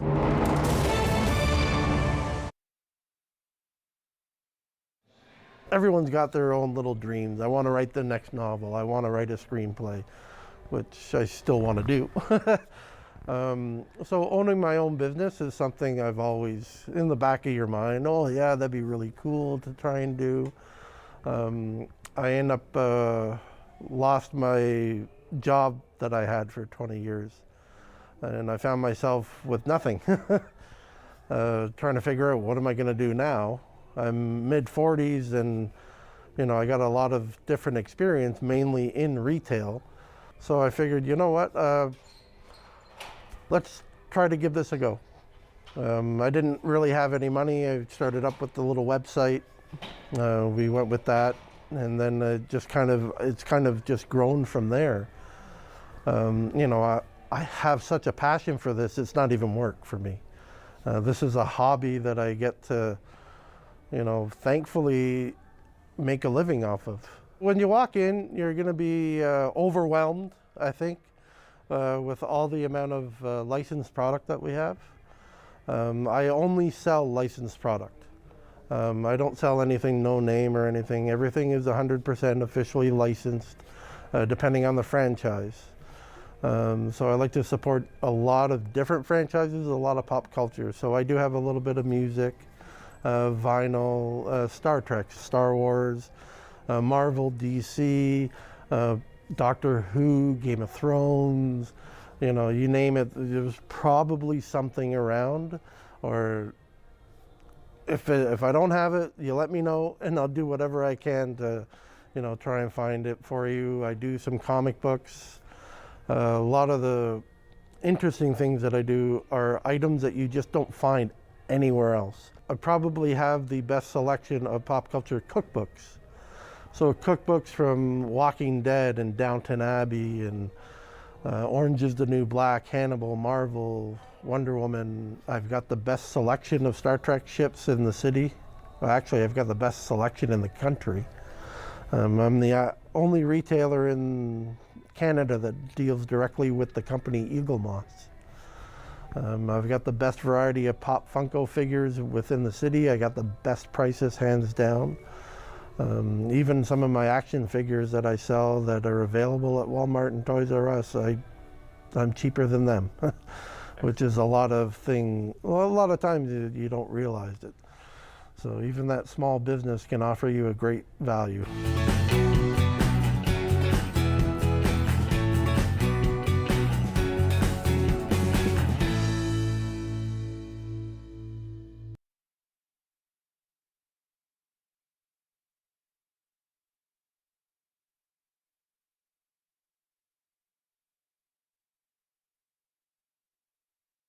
It's time to talk back on the Rob Snow Show. Have your say and call now. 613-750-1310. Talk back hour, right back to the phones. Anna, Ottawa. Morning, Anna. Oh, hi, Rob. So more than 4,400 cases today. What do you think is going on out there? Well, I don't know. I think it's COVID fatigue. And I think people are just ignoring the message.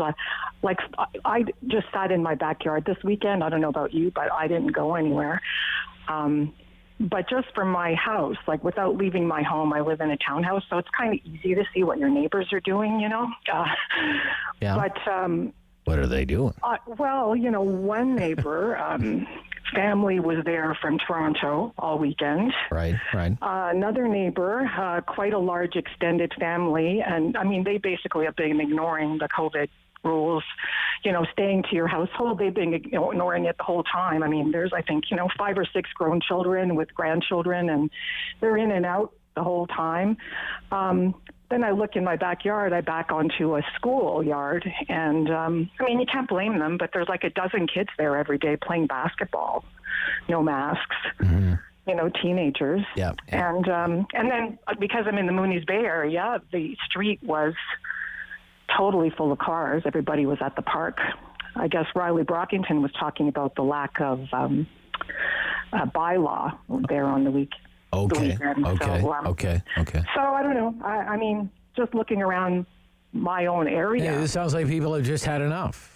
And if I want to go to the park, I'll go to the park. And if I want to have my family over, I'll have my family over. Yeah, and, that's right. Yeah, no, that's it. I think people have had enough, and okay, they're going to do their own thing.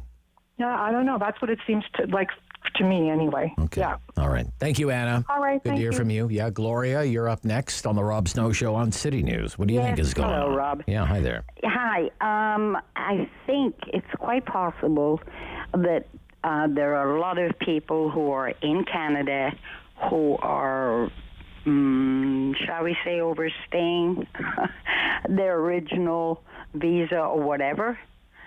We know our borders are sieves and how easy it is for them to cross over. We've seen that in the past. Right. And I'm wondering, because a lot of those people may or may not have had a shot in the U.S. or wherever. Right. I'm wondering that. Like, who are these, though? I'm sorry, Gloria. Before we go down too far down this rabbit hole here, I mean, when you say those people, these people, who are you talking about? I'm talking about non-Canadians. Non-Canadians. Okay. Yes. All right. Yes. Okay. People who've come to visit family and because of circumstances are staying, etc. And I'm wondering, because when you go in to get a shot, regardless of what it is, you have to have your health card. Yes. Yeah. And a lot of these people may well probably don't have a, quote, health card. And would they still not go, would they not go in? Yeah, but I think, actually CBC did a story about this topic just last week, about somebody who was here on a visa, and OHIP says you need an OHIP card to get vaccinated in order to make your appointment. Right. But that in the interest of public health, because we want as many people who are in Ontario to be vaccinated, you shouldn't really have to have an OHIP card to get vaccinated. Right. Just in the interest of public health.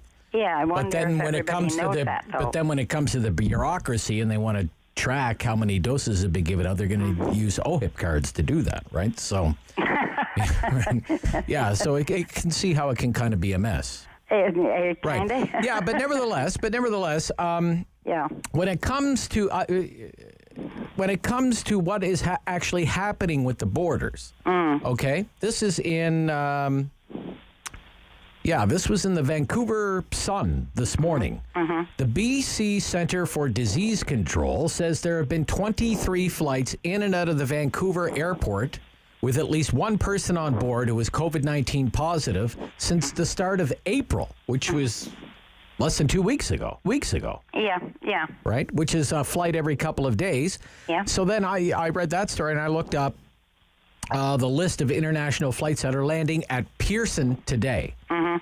And these are the international destinations. Flights coming in from these cities or countries.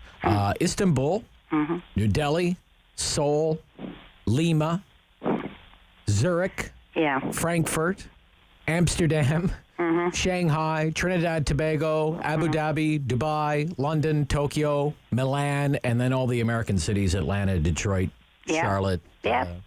It sounds about the norm. Right. It sounds about just like it's norm. Another day at Pearson Airport. I mean, it may be maybe not as busy as it used to be, but there's still lots of international flights. Okay, it does.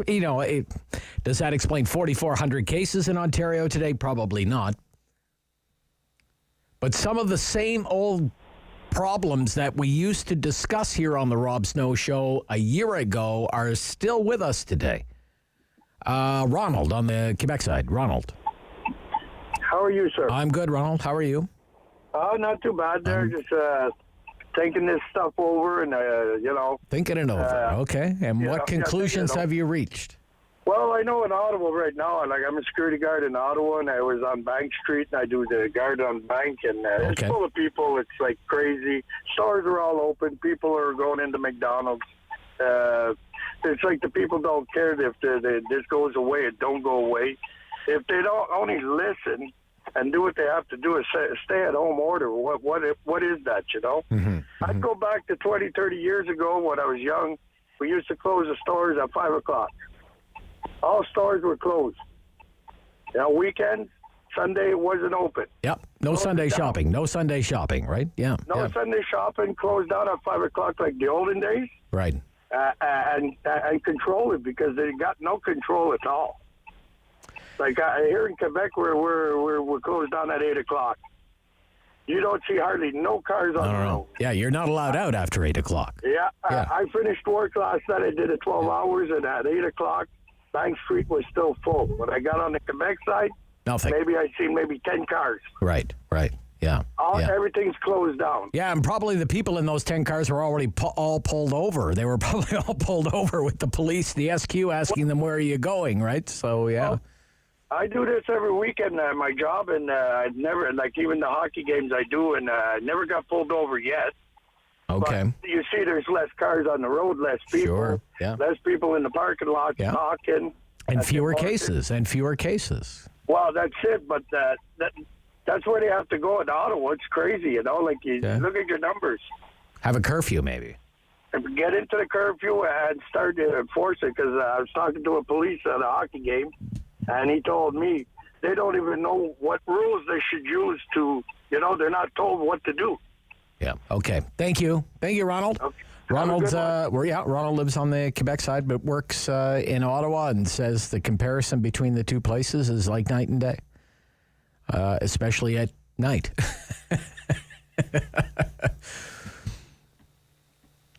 Over there, they have a curfew. Okay, whatever you think of it. It seems to be one of the big differences. Maybe one of the big differences in the approach, right? When you look at the case counts in Quebec, they've been rising, but they're still, I would say, even prorated. The case counts in Quebec are probably half of what they are in Ontario. Taking into account the differences in population, 8.5 million in Quebec, 14.5 million here in Ontario. I bet you prorated, it's probably still about half of what our case counts are. They're doing better over there, and they have a curfew. Don't go out after 8 o'clock at night. Don't leave the house before 5 o'clock in the morning. And besides, I mean, where would you go anyway? Unless you wanted to light a fire in Montreal. 10:28, Rob Snow Show, halftime. Right back to your calls, halftime. Talk back hour, 750-1310. This is City News.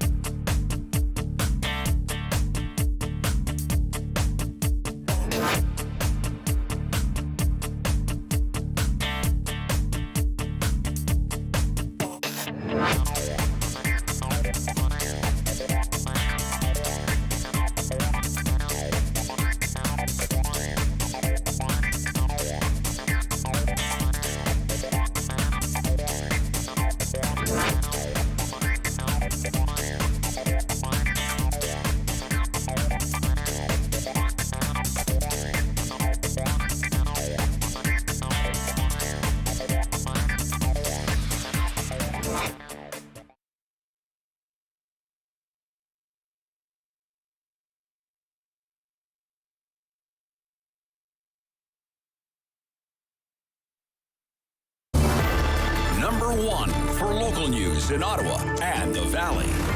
This is City News, now on 101.1 FM and 1310 AM. It's Monday, April 12th. Good morning. I'm Andrew Boyle. Right now in Ottawa, 14 degrees. In Smiths Falls, it's 12. And here's what's making news of this hour. About 48,000 tests completed show 4,401 new cases of COVID-19 in Ontario. 339 of these new cases are in Ottawa, 38 in the Eastern Ontario Health Unit, 17 in Leeds, Grenville, Lanark. No new cases reported today in Renfrew. Now, 15 more people have died because of COVID-19 across our province. Toronto again leading with new cases at 1,282. If the case numbers aren't alarming enough, how about the test positivity rate? It is also climbing at an alarming rate.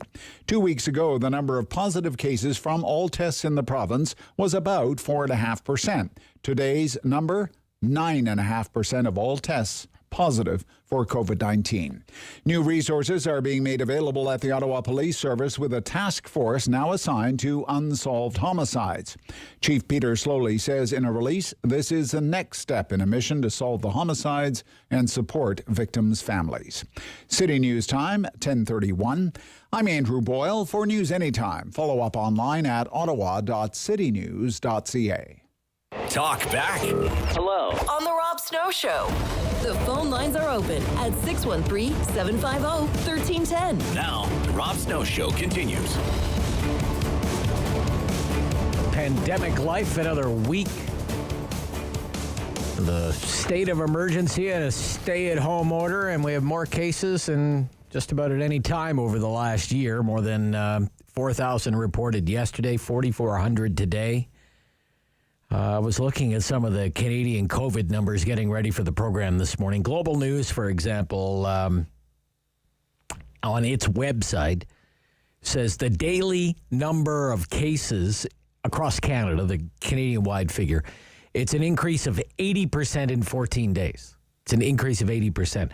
And the number of daily deaths in the last 14 days is up 38%. Hard to fathom, but that's what it says.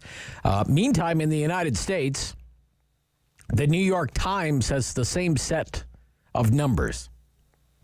And this morning, it reports that the number of daily cases in the United States is up 11% in that country.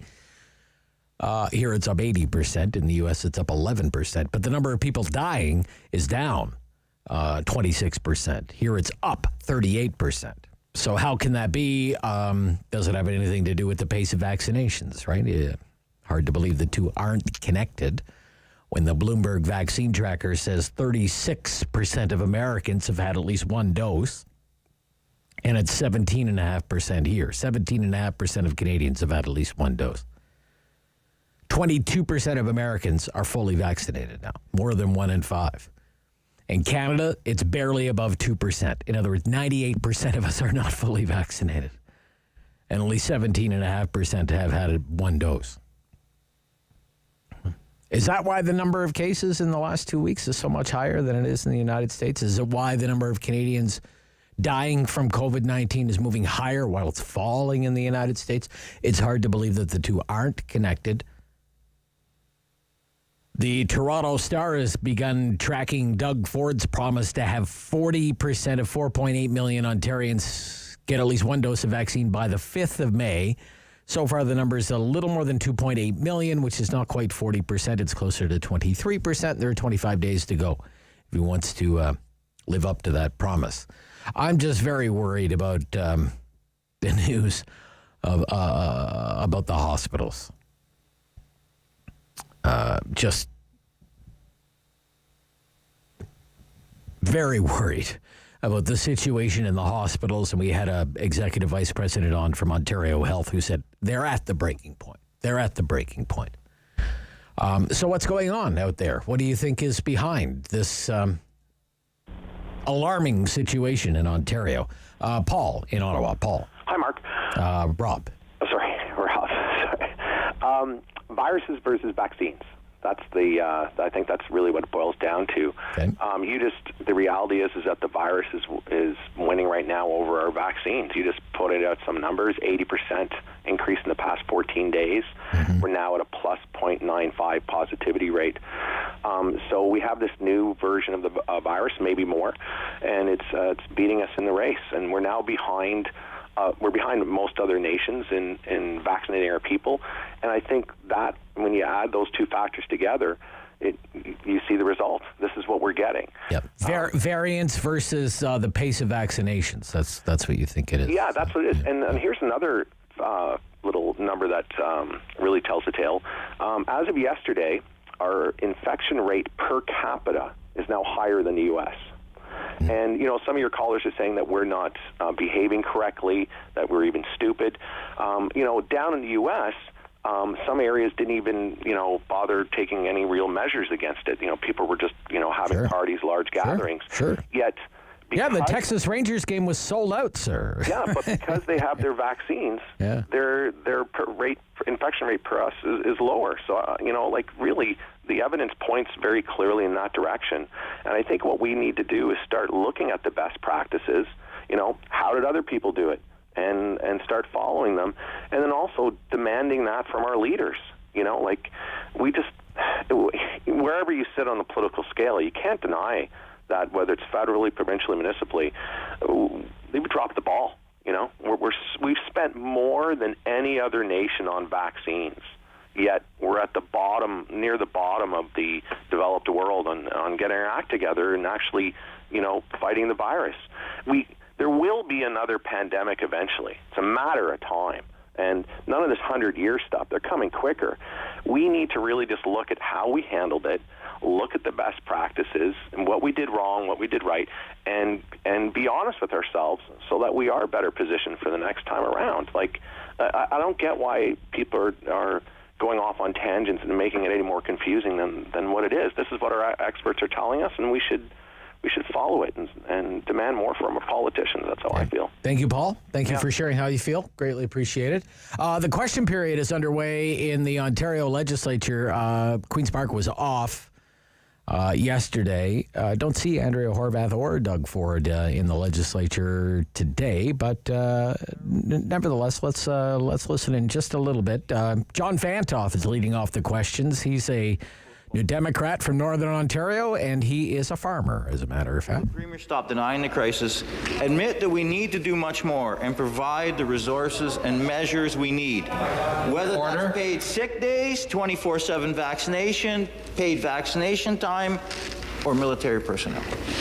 Military personnel. Call in the Army, the NDP says. And through Christine Elliott, the health minister. I would say minister. to the member opposite, what you seem to be denying is the fact that this is happening across Canada. This isn't just happening in Ontario. Look at what's happening in BC and Alberta and Saskatchewan. This is not just happening in Ontario.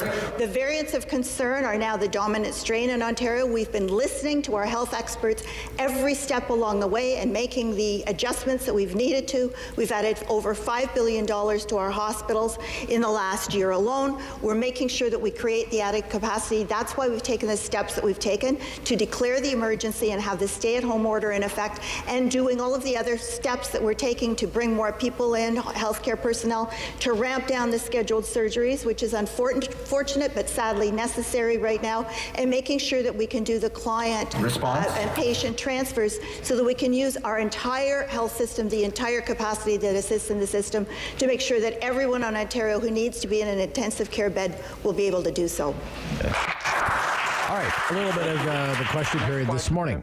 Mark in Ottawa South. Good morning, Mark. Good morning. Morning, Mark. Well, like everybody else, I'm bewildered. But I think this forces us to confront an unpleasant fact that ultimately our power over nature is limited. If the spread was entirely due to people misbehaving, then at least that would give us some control over it. We improve the bad behavior, and the number declined proportionally. If only it were that simple. It's just like if everyone stopped smoking, that would not bring an end to lung cancer or emphysema. These things occur in people who live healthy and do all the right things. And of course, you also have situations like in the United States in 2020, before the vaccines, where you had events that were almost guaranteed to cause a super spread. the bikers rally in Sturgeon Falls, South Dakota. A lot of the Donald Trump rallies where no one wore a mask and everybody packed together. And they don't seem to have had as bad of an effect.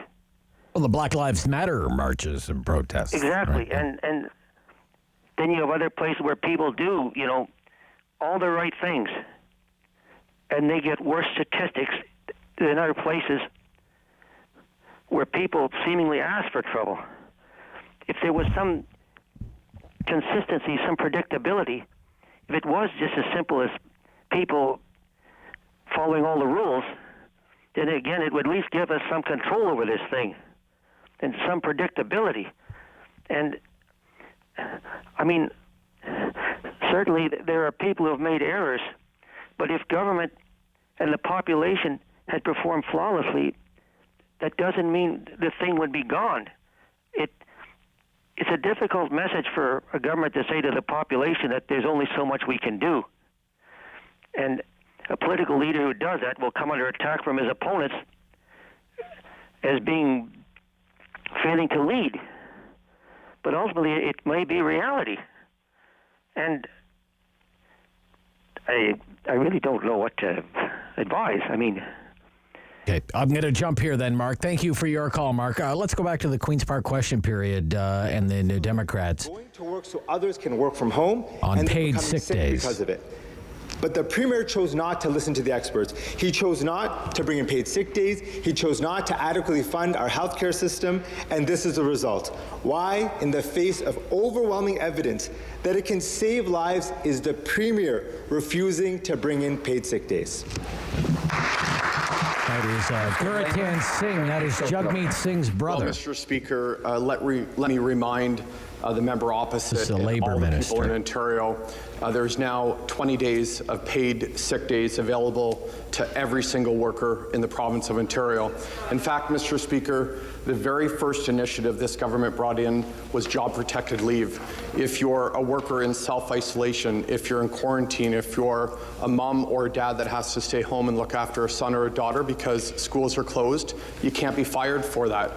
Mr. Speaker, we also brought in job-protected leave for anyone who has to go and get a vaccination. We were the first jurisdiction in Canada to do that. But, Mr. Speaker, it is clearly a disservice to all workers in the province when a member like this stands up and says that there's no paid sick days for workers. More than 300,000 workers in Ontario are receiving the federal benefit, and we tell all workers, go to canada.ca/COVID-19 and you can qualify for sick day pay. Okay, all right. Monty McNaughton and Gauthier Singh going at it in the legislature with the Ontario legislature back after the Easter break. Leo, Ottawa. Good morning, Leo. Rob, I think maybe a little bit the cases. I know the variants are definitely spreading this thing, but if we remember earlier in the pandemic, like at Christmas, they told us nobody's to gather. Well, they had statistics on that, and 50% of the population gathered at Christmas. That's why we had this huge spike.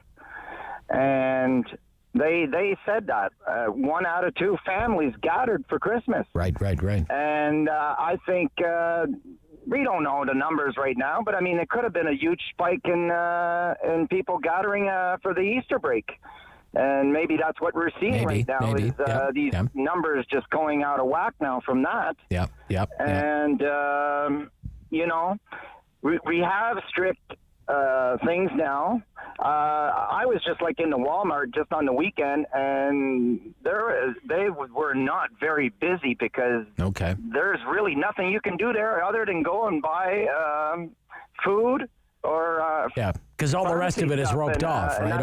All the rest of it's roped off. The stores are not busy because people can't do nothing. They can't shop in there or anything. So all that, and also, I mean, I think what the governments have to do right now is put all the political things aside and focus on this right now to get this under control.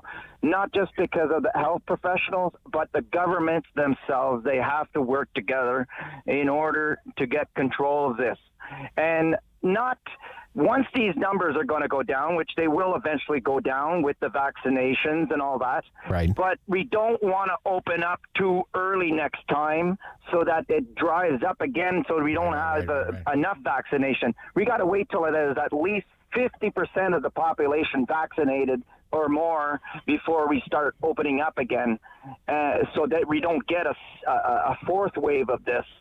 So we do it right this time, you know? Okay. So right. If we do that and ramp up our vaccination, I think we could be we might beat this thing, and you know, there might be we start seeing light at the end of the tunnel, and we can enjoy maybe it'll be an enjoyable summer, you know. If everybody wants maybe to work the end together, of summer. Yeah, the government. yeah. And we might Good have points, a good Leo. Summer. You too. And say, all right, Leo. I gotta go. David, are you telling me for yesterday, when Ontario was reporting like more than 4,000 cases, the state of Texas reported 1,400? Yeah, that's correct. Yesterday. For the whole day, yeah. For the whole state. State of 30 million people, Yeah, 1,400 cases. 30 million people. Yep. 1,400 cases. Yep. Wow. And in the last week, that one state has done 3 million doses. Yeah, that's right. 3 million in the last week and a half. In the last week. Yeah. Yeah, that's from their... Ontario's done 3 million in 4 months. Total, 3.1 million for the entire, since the very first shot. Wow, isn't that something? Yeah. Yeah, I looked it up not last week, the week before. Texas population, 29 point something million. 1,469 cases yesterday. Ontario, more than 4,000, population 14.5 million. Wow. 10:47. Okay, we'll stop here and we'll be right back with your phone calls in the final quarter of the Talkback Hour on the Rob Snow Show on City News.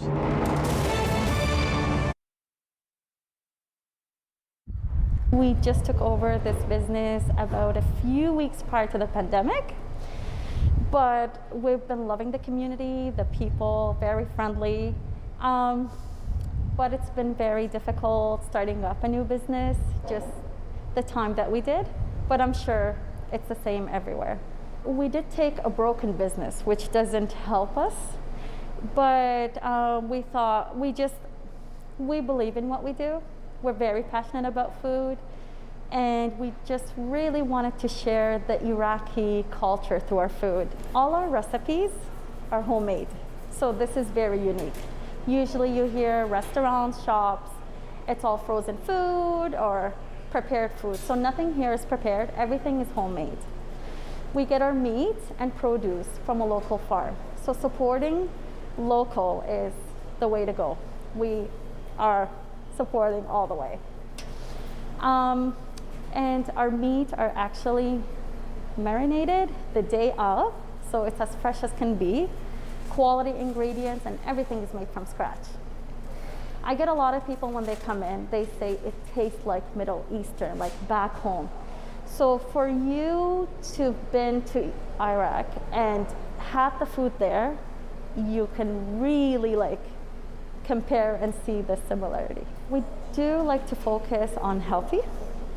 So our recipes, not only the homemade, again, everything is from scratch, but we have from combos and to small sandwiches. One of our favorites and very popular is the chicken salad and the beef salad. So now you're getting all the protein and all these amazing ingredients that we all need. During this time, I find a lot of people are sitting at home and not enough movement. So to come here and get something healthy other than go elsewhere and just put, what's not so good for our bodies, makes a huge difference. So we have shawarma sandwiches, combos. I mean, if you're looking for a meal to feed your family, I would highly recommend the family platter. It comes literally with everything, with potatoes, with rice, with chicken, with beef. And we don't charge extra for mix. I know a lot of places do. Here we just add everything to your platter. And lots of healthy choices for sure. We're very passionate about food. And for our small family business, it's been good. Like I said, it's a little struggle, but we are not a chained restaurant.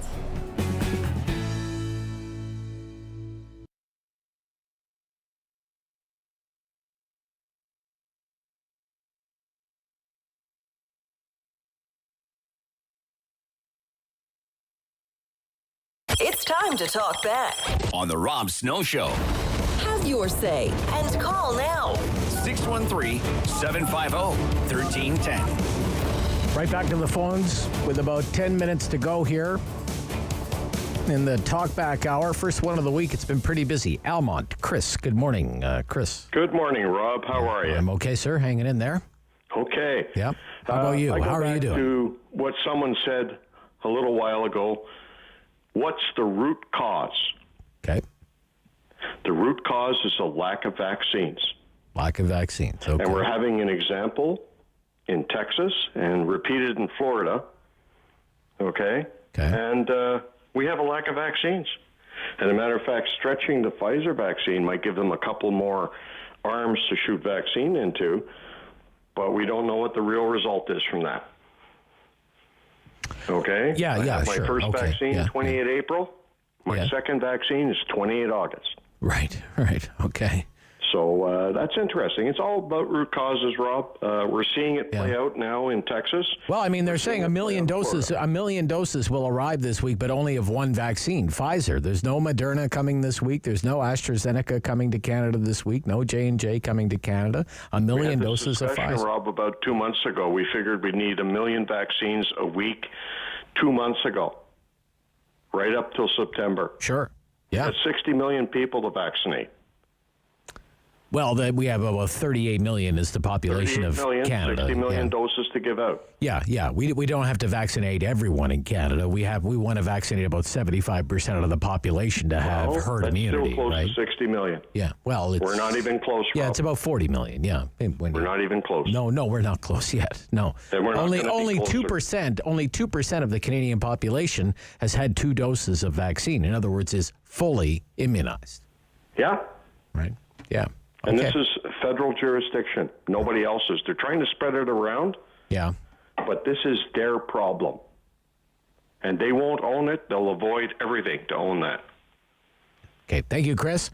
Thank you. Root cause, lack of vaccines. Catherine Lanark. Good morning, Catherine. Hi, Rob. Hi, Catherine. That's one of the causes is that we have no vaccine. Thank you, Justin Trudeau. Okay. But another one is that they never shut down the international borders. We've been locked up in our homes, our rights taken away from us. We can't purchase certain things. But flights are flying in nonstop into Toronto. And until that is taken care of, and we quit importing the variant into the country, locking us up will do nothing. It's as simple as that, and we have no vaccines to counteract it. We're just out of luck, I guess we would say. Right. Okay. The polite way of saying it. The polite way of saying it. Yes.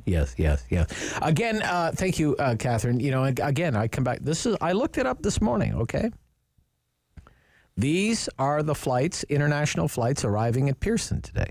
Istanbul. Now, it's not a long list compared to, this is probably what would, in normal times would land in like an hour at Pearson. But it's 20 flights. Istanbul, New Delhi, Seoul, Lima, Detroit, Charlotte, Zurich, Frankfurt, Dallas, Newark, Amsterdam, Chicago, Shanghai, Trinidad, Tobago, Abu Dhabi, Dubai, London Heathrow, Tokyo, Milan, and Atlanta are the flights, the international flights arriving at Pearson today. How many of those passengers will obey the quarantine hotel policy? How many are exempt for one reason or another? How do these international variants of concern get here in the first place? I don't know who's on this line, but I'll take a guess. It says Ottawa South. Whoever's on the line right now, you can go ahead. Hi, good morning, Rob. It's Bill. Bill. Okay, Bill. David forgot to write your name down. It just says Ottawa South. Yeah. Okay, Bill. Well, I think that very little is known about this disease, and it was a brand new disease when it first erupted, but there's been no shortage of experts on it ever since. Mm-hmm. And I think they're just guessing at some of this. Okay. But I do agree with one caller that vaccines are the answer, and they haven't been coming in fast enough or enough of them to get enough people vaccinated. I think Texas is a good example of what, things will improve once we're vaccinated. Yeah, isn't that striking? Texas, population 29 million. They had 1,400 cases yesterday. Yeah, that's amazing. It's just stunning. And they've done 3 million doses in a little more than a week, whereas Ontario's done 3 million doses in all. Yeah, they should be studying that. Yeah, it's incredible. Yeah, it really is. Yeah. Yeah, and they, opening day Texas Rangers baseball game sold out. Yeah. And no spikes. Yeah, not yet anyway. Not yet. Some people were wondering, you wait, there'll be a big spike in cases, but I don't know. Doesn't appear to be so far anyway. All right. Thank you, Bill. Right. Thank you, Bill. Yeah. And last call, we only have about a minute left. Eric, Barhaven. Eric. Hi, Rob. Morning. Yeah. Yeah, I think back, Rob, to the flu pandemic in 1918-19, and the fact that they did not have a vaccine at the time to get themselves out from underneath to get them out of the hole. They had to rely on public health measures, essentially the same public health measures that have been brought to fore for COVID-19. And it took them 2 years to do it, but they got out from underneath it. When I take a look at where we stand today, I think you can forget about federal action. It hasn't been there from the get-go. Provincial action has been all over the map. I think it's time for our local politicians who have been radio silent on this. I tried to get a hold of Harder this weekend. I'll call him out, Jan Harder. I tried to get a hold of Mayor Watson. I tried to get a hold of Roger Chapman, and Lisa McLeod, just to find out why my neighbor is able to report back from his bicycle trip Sunday that Britannia was butt to back, cheek to jowl, right, okay. Full. Yeah. The same situation at Moody's Bay. Yeah. And most parks in between. Right. Why is that happening? Okay. All right. That's a good question. That's a good question. You know what? Happening. We might well maybe we'll make some calls on that as well. It's happening because, Rob, they're not enforcing it. There's no enforcement. Yeah. Okay. There's no enforcement. Yeah. Good. Yeah. Good point, Eric. Gotta go. Thank you. Yep. Thank you. Yeah. Let's follow up on that, David. Let's write that down. Where is the bylaw? Okay. This is the Rob Snow Show. That's it for the Talkback Hour for today. We're going to remember one of the great foreign correspondents that this country has ever had, the great Matthew Fisher, who has passed away with the help of our friend Geoffrey Johnston from the Kingston Whig-Standard. That's coming right up on the Rob Snow Show here on City News.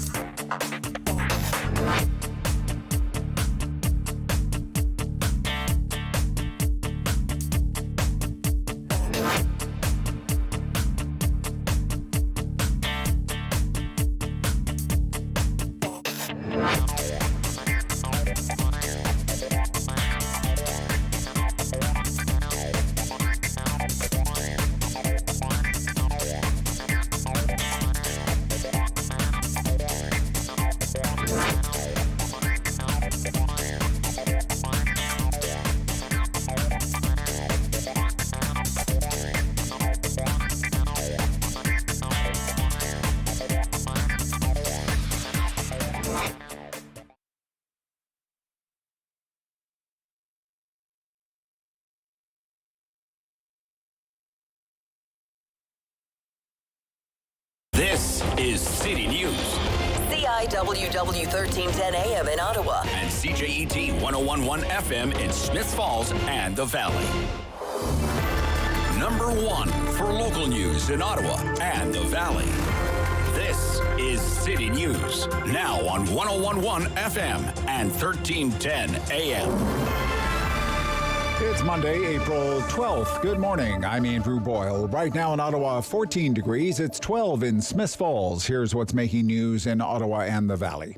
It's another day with over 4,400 cases of COVID-19 in Ontario. Just under 48,000 tests completed for these numbers, showing 4,401 new cases. 339 of them are in Ottawa, 17 in the Leeds Grenville Lanark Health Unit in Eastern Ontario, 38 and no new cases in Renfrew. 15 more deaths have been reported across the province, and again it is Toronto leading the province with new cases, 1,282. The COVID-19 pandemic is into its second year, and a communications expert says it's time there's a new approach. Bernard Gauthier tells City News there needs to be a coordinated strategy. The Ford government's messaging is very, very inconsistent. And it's not terribly effective. These are not powerful messages. And the fact that we're talking about one provincial government or another, or a municipal government or the federal government, is part of the problem. There are too many layers, too many levels of government, and everyone is singing from a slightly different hymn book. Gauthier is a consultant at Carleton University and says it may be time for a Team Canada approach. He says officials are often sharing what he calls useless information and holding way too many media briefings, which only serves the purpose of gaining political points. A more effective strategy on this point in the third wave of COVID-19 would be drawing on the raw emotion of that virus rather than the straight facts. City News Time, 11:03. Now your forecast with meteorologist Jill Taylor. For Ottawa, the Valley, and Smiths Falls today, there's a chance of showers, sun and cloud, a gusty east wind. The high 19 degrees, though. For tonight, continuing windy, mainly cloudy, and 7. And tomorrow, mainly cloudy and 18. For today, the high 19.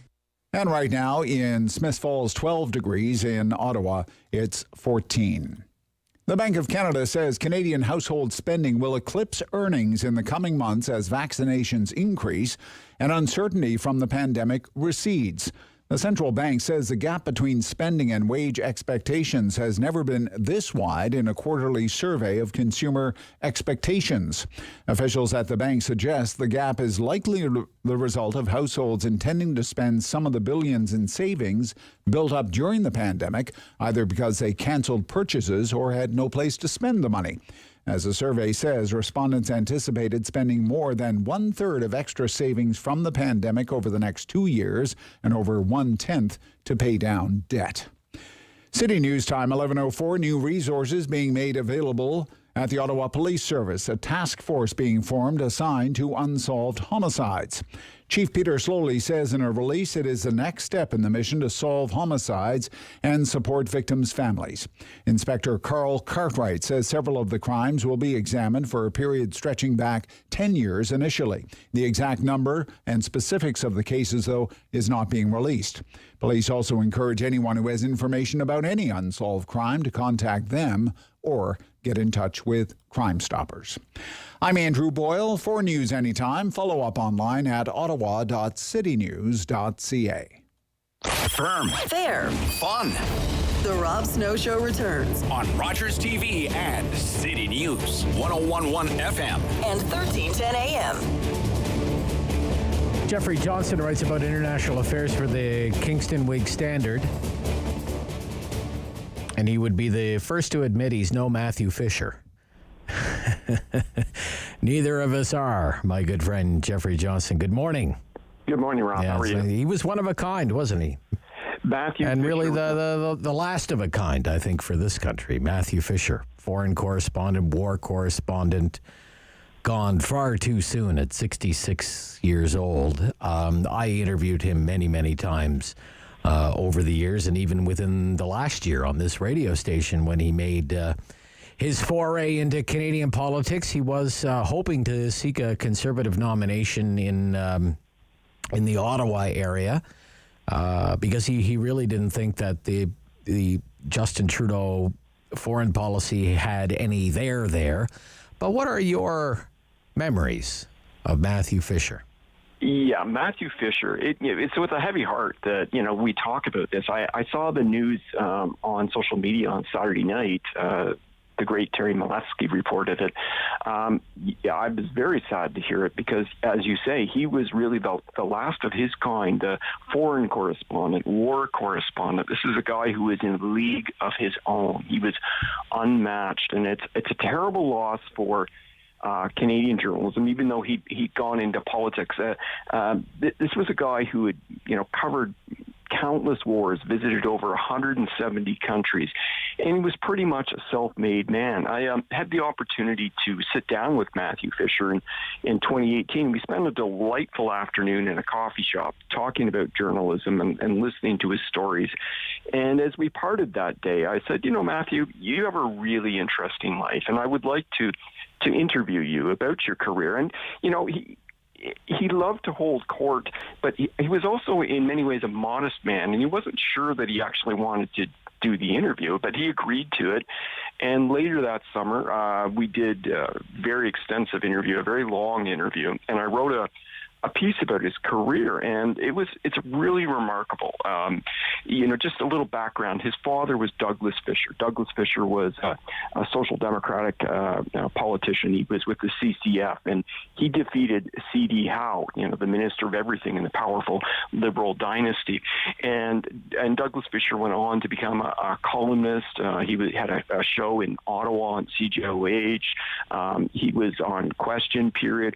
So he was the head of the Parliamentary Press Gallery for a long time. So he was a force of nature. And young Matthew wanted to go into journalism, but he didn't really want to follow in his father's footsteps. So he decided to become a foreign correspondent. And I think his dad was kind of disappointed because he said to Matthew, if you wanted to really be something in Canadian journalism, you had to be on Parliament Hill.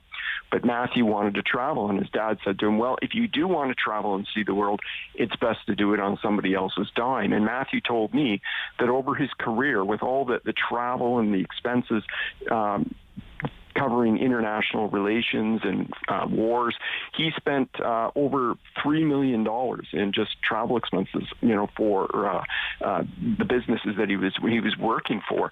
And he lamented at the end of the interview that the kind of life he lived as a foreign correspondent just is no longer available because of the changing nature of newspapers and television news. But this is a guy who covered wars, revolutions, internal conflicts. He saw a lot of really grim stuff. He was in Rwanda in 1994 for the genocide, and he saw people being killed right in front of him. He was in India after the assassination of Indira Gandhi, I believe in 1984, and he saw people stoned to death by mobs.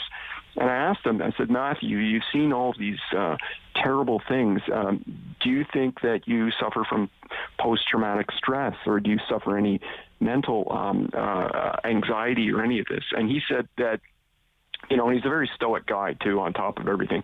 And he said that, no, he didn't think that he suffered any of that, but then he quickly acknowledged that many journalists actually, end up by suffering these kind of mental disorders through no fault of their own because it's so horrible.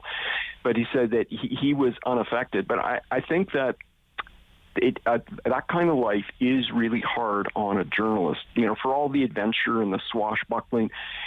It really, I imagine, does take a psychological toll. And I think when someone like Matthew Fisher passes on, it's important to honor them because he really did serve Canada, and he told us about the world, and he explained, for example, the conflict in Afghanistan in a way that other journalists didn't, because too often, as Matthew said, journalists in Afghanistan who didn't have his training always looked at it as a political thing and didn't really cover the war itself and the stories of the soldiers and what it all meant. And he was one of a kind. And I know he had people had great respect in the military for Matthew Fisher.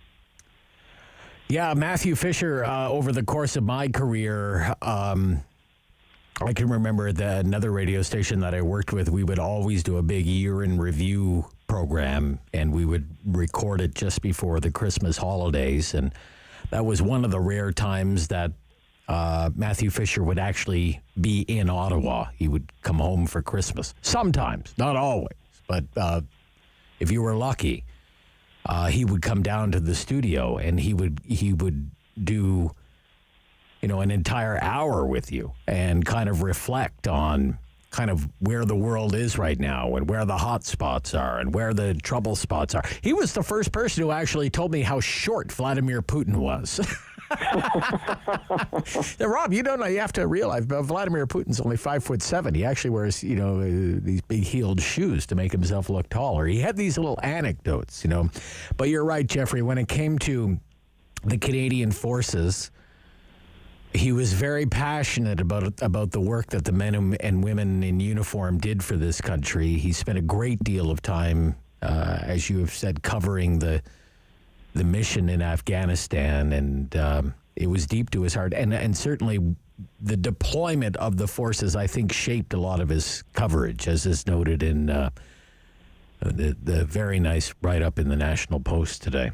He really would plan his correspondence around the deployments of the forces, right? So absolutely. Matthew Fisher took great risks, but everything was planned out and they were all calculated risks, and he would plan his schedule years in advance. But he did some remarkable stuff. So he told me about his deployments.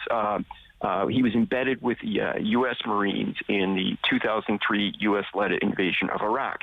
And so he's in the forward area, and he ended up smack dab in the middle of the largest set-piece battle in that conflict. He was traveling on a highway late at night. They had all the lights off in the light armored vehicles. They were wearing night vision goggles, and all of a sudden they saw forces up ahead of them.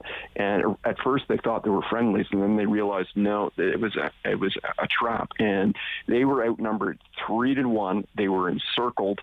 They were in really dire situation. They were in light armored vehicles, as they say. Iraqi tanks started moving in on their position. All hell broke loose.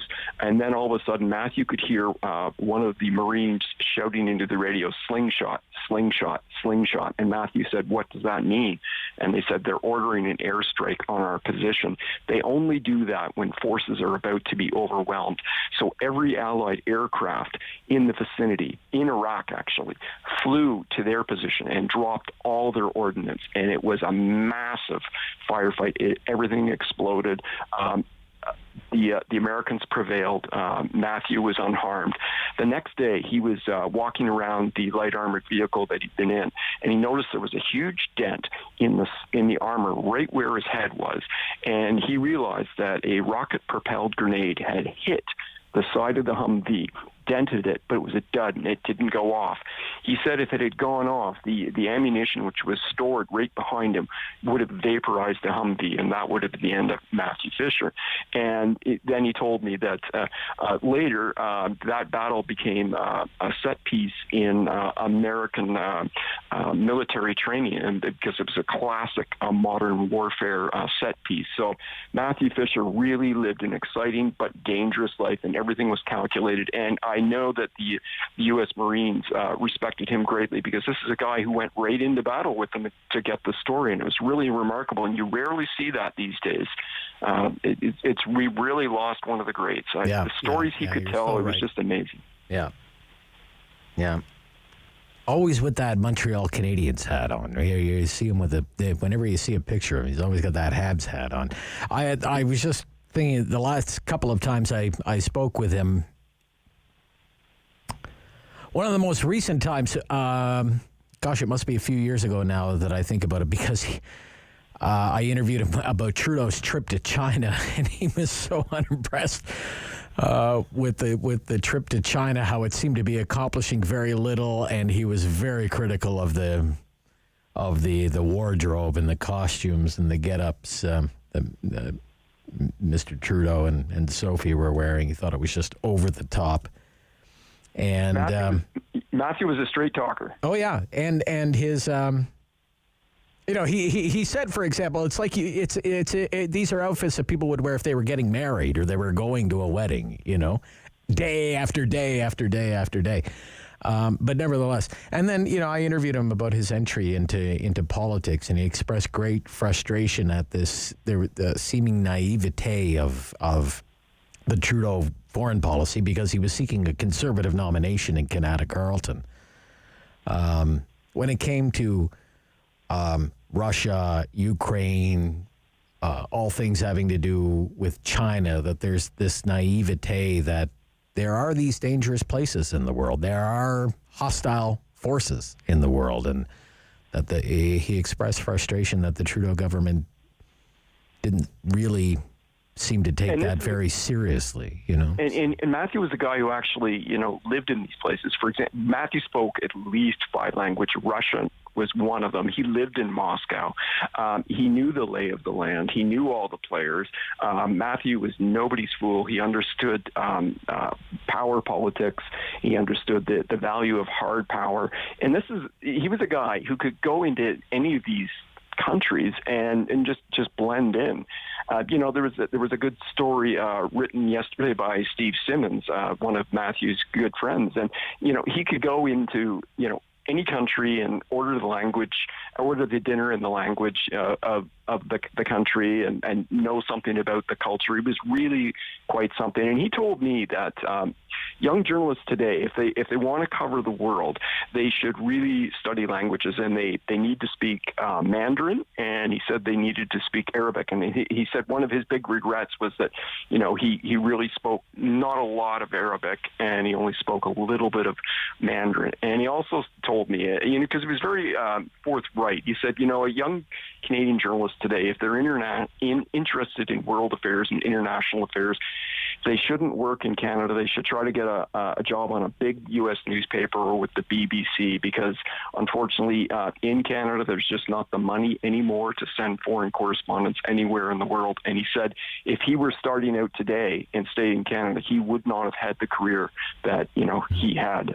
Okay. So that's a sad commentary, but we're so glad that we had Matthew Fisher, and we can go back and read all these columns that he wrote. And it was just amazing body of work. Great to hear from you. Thank you, Geoffrey. Bye-bye. Geoffrey Johnston of the Kingston Whig-Standard. David Sali of the Ottawa Business Journal is coming right up here on City News.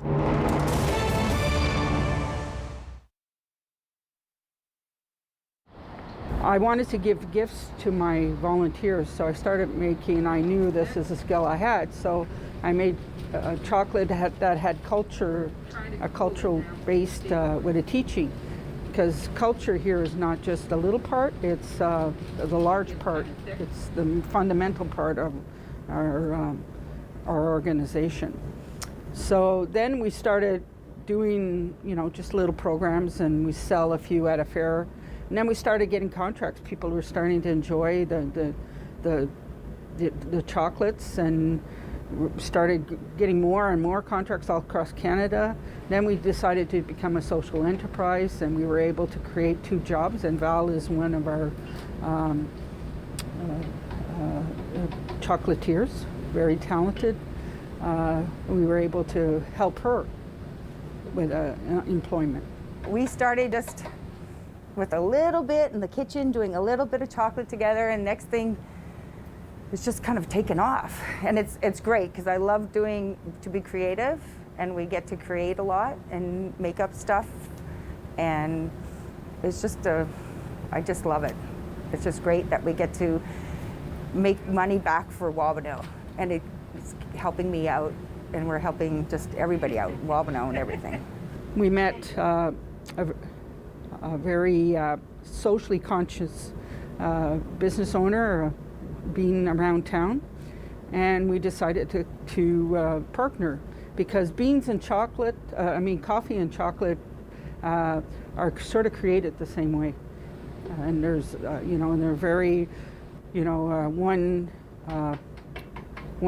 origin bean, so it was a good pairing together, and it's been a fantastic partnership for both of us.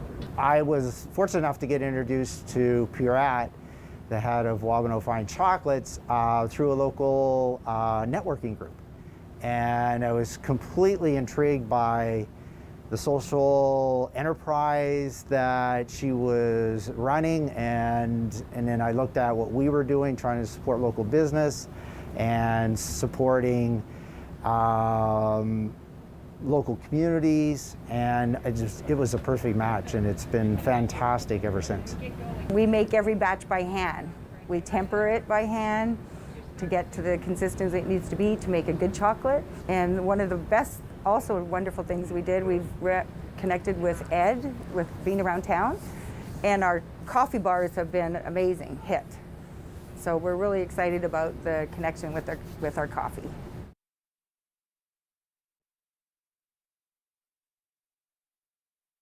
He's a pillar of community opinion. The Rob Snow Show returns on Rogers TV and City News. 101.1 FM and 1310 AM. David Sali is back from the Ottawa Business Journal. Good morning, David. Good morning, Rob. Yeah, it's great to hear from you. So the annual Forbes list of the gazillionaires masters of the universe is out.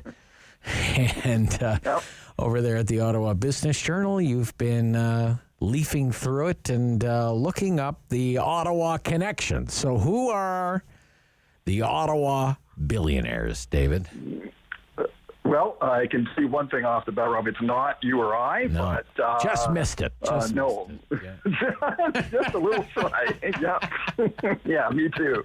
So there's actually 3 Ottawa entrepreneurs on the list. I had some fun on our all-hands Zoom call on Friday, quizzing our staff there to see if anybody could come up with all 3, and nobody got all 3, interestingly. Okay.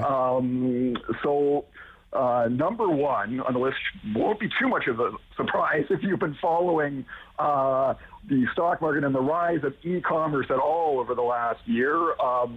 There's a little company called Shopify that has been doing very well in the markets, and its co-founder, not surprisingly, is number 1 on the list. Toby Lutke, co-founder and CEO of Shopify.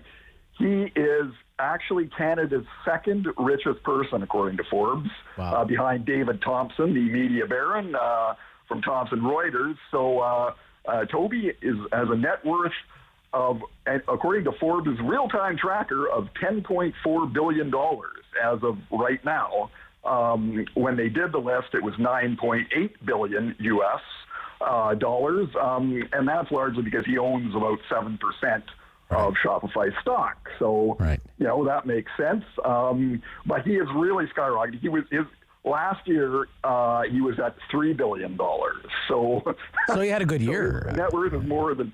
He had a good year. He had a pretty good year. And the thing is, and you correct me if I'm wrong, he's only 40, right? So he could still qualify for the Ottawa Business Journal's 40 under 40 gala. He could. He already won it. Okay. About 10 years ago. But still, he would definitely, if he hadn't applied back then, I mean, we probably would have just given it to him by now. So, Okay, so Toby Lutke, number 1. No, I don't think any big surprise there. Okay. No big surprise. Number 2, most people would probably also know, Terry Matthews. Surprise. Sure. Of course, founder of Mitel and Newbridge Networks, entrepreneur, funder extraordinaire, of course, through Wesley Clover. He has basically founded or funded more than 100 companies, which not bad. There are, the tech industry in Ottawa owes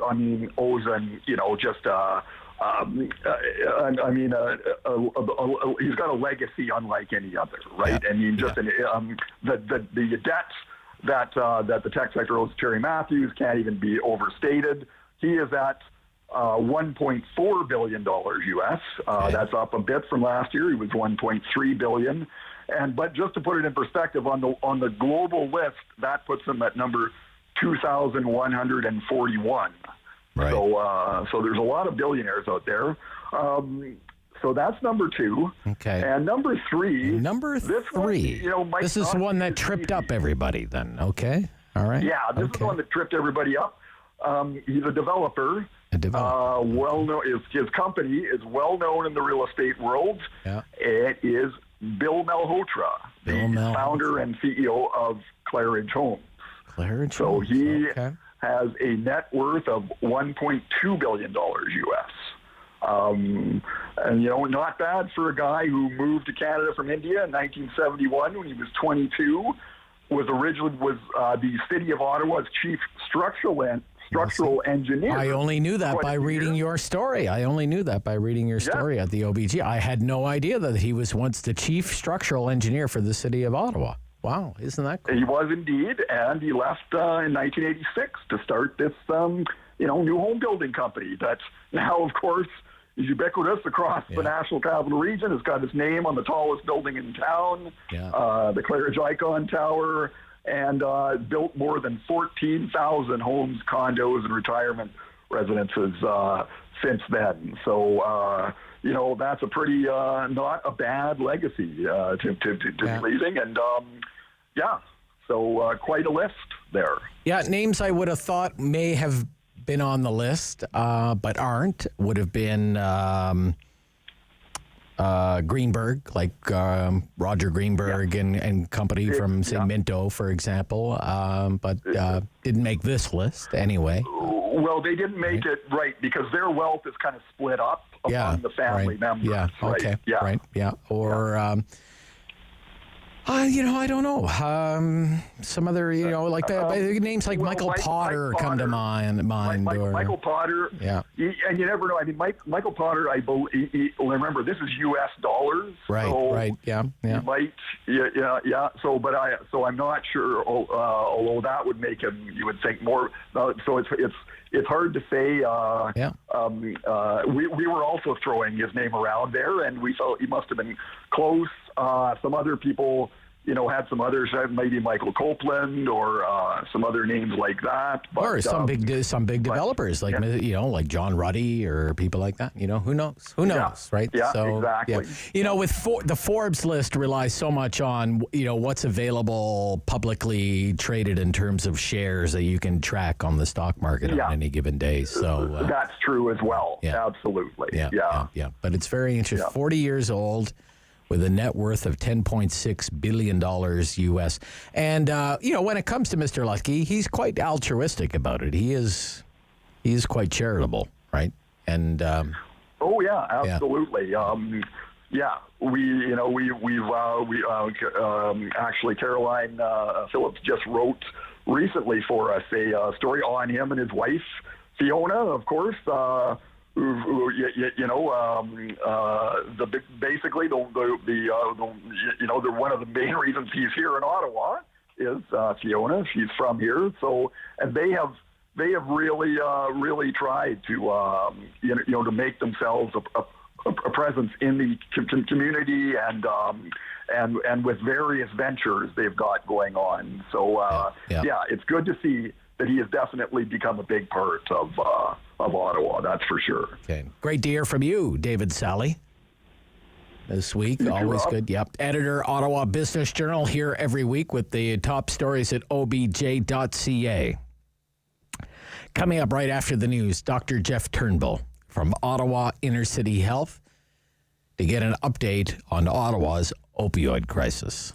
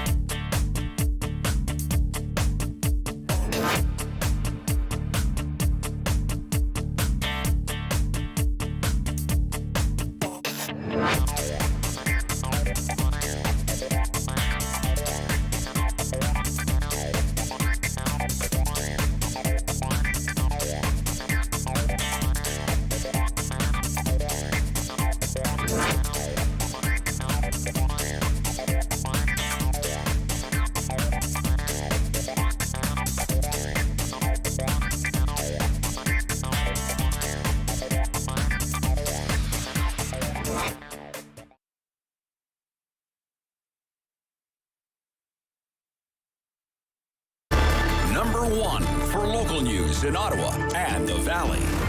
This is City News, now on 101.1 FM and 1310 AM.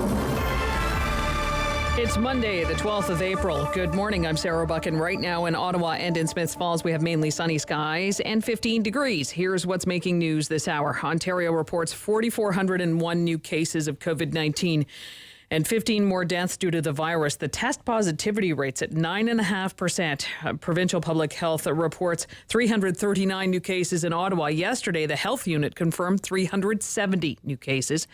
Elsewhere, the province is reporting 38 new cases in Eastern Ontario and none for Renfrew County. Leeds Grenville Lanark District Health Unit reports 49 new cases since Friday and one in the past 24 hours. Quebec is reporting 1,599 new cases of COVID-19, and 2 more people in that province have died as the result of the virus. None of the deaths occurred in the past 24 hours. There are 290 new cases of infection in the Outaouais. Health officials say hospitalizations in Quebec rose by 22 and 142 people were in intensive care. That's a rise of 3 patients. Prime Minister Justin Trudeau has pre-budget meetings planned today with Conservative leader Aaron O'Toole and Bloc Québécois leader Yves-François Blanchet. O'Toole spoke to reporters this morning, saying he'll be looking for clarity on next week's budget. He says he's concerned about what he calls the massive spending commitments Liberals have made at their weekend convention, and says Canadians want transparency about the country's finances. I'm Sarah Buchan for News Anytime. Follow up online at ottawa.citynews.ca. He's the opinionated Ottawa icon.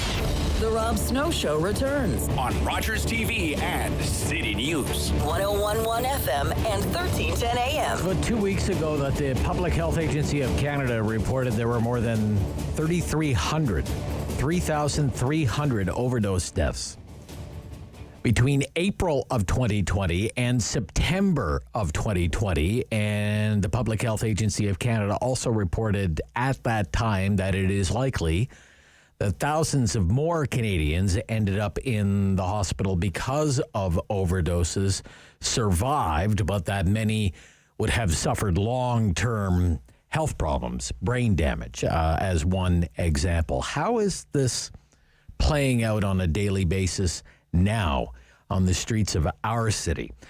Dr. Jeff Turnbull is back on City News. He is the director of Ottawa Inner City Health. Good morning, Doctor. Hi, Rob. How are you? I'm fine. How are you? Well, thanks. So this data from the Public Health Agency of Canada is very much looking in the rearview mirror. It's September of last year. How would you describe the current situation with the opioid epidemic? I would say it's worse than earlier. We thought even in the fall of last year. It's progressively gotten worse. We've experienced on the ground multiple overdoses in the last week, 2 weeks. It's increased by 50-60% over the last year, but it seems to be escalating week on week. So it's not steady by any means and worsening daily. And what do you think is behind that?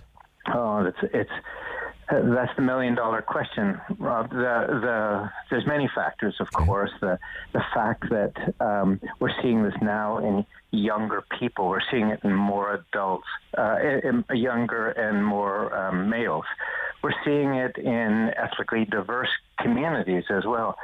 I think what's happening is that people are afraid to go to the usual resources that would help them keep alive if there was an overdose, such as a safe injection facility, or they're worried about COVID, so they're not injecting safely with colleagues or friends that can reverse them with Narcan. We're seeing that the drug supply is just that much more toxic. There's multiple different drugs mixed in with fentanyl, and these things are deadly, in the very least. And so we're seeing a much more toxic drug supply, and the pattern of using is changing in terms of who's doing it and where they're doing it. Right. So the isolation is a big factor then, by the sounds of things, Doctor. It's a huge factor. But, they're isolated because they're isolated from resources and support. Their mental health is deteriorating. We're seeing this with COVID generally through the population, but much more so in this community. And, they have no friends. They can't connect with people, and they have trouble connecting with providers because they're trying to keep away from everybody.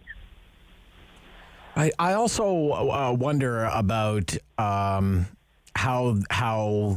the COVID situation, being in the pandemic, has affected the ability for an addict to continually feed the addiction, and whether that leads into more, say, precarious, dangerous behavior. Maybe, Doctor, am I off track there? Or No, you're not.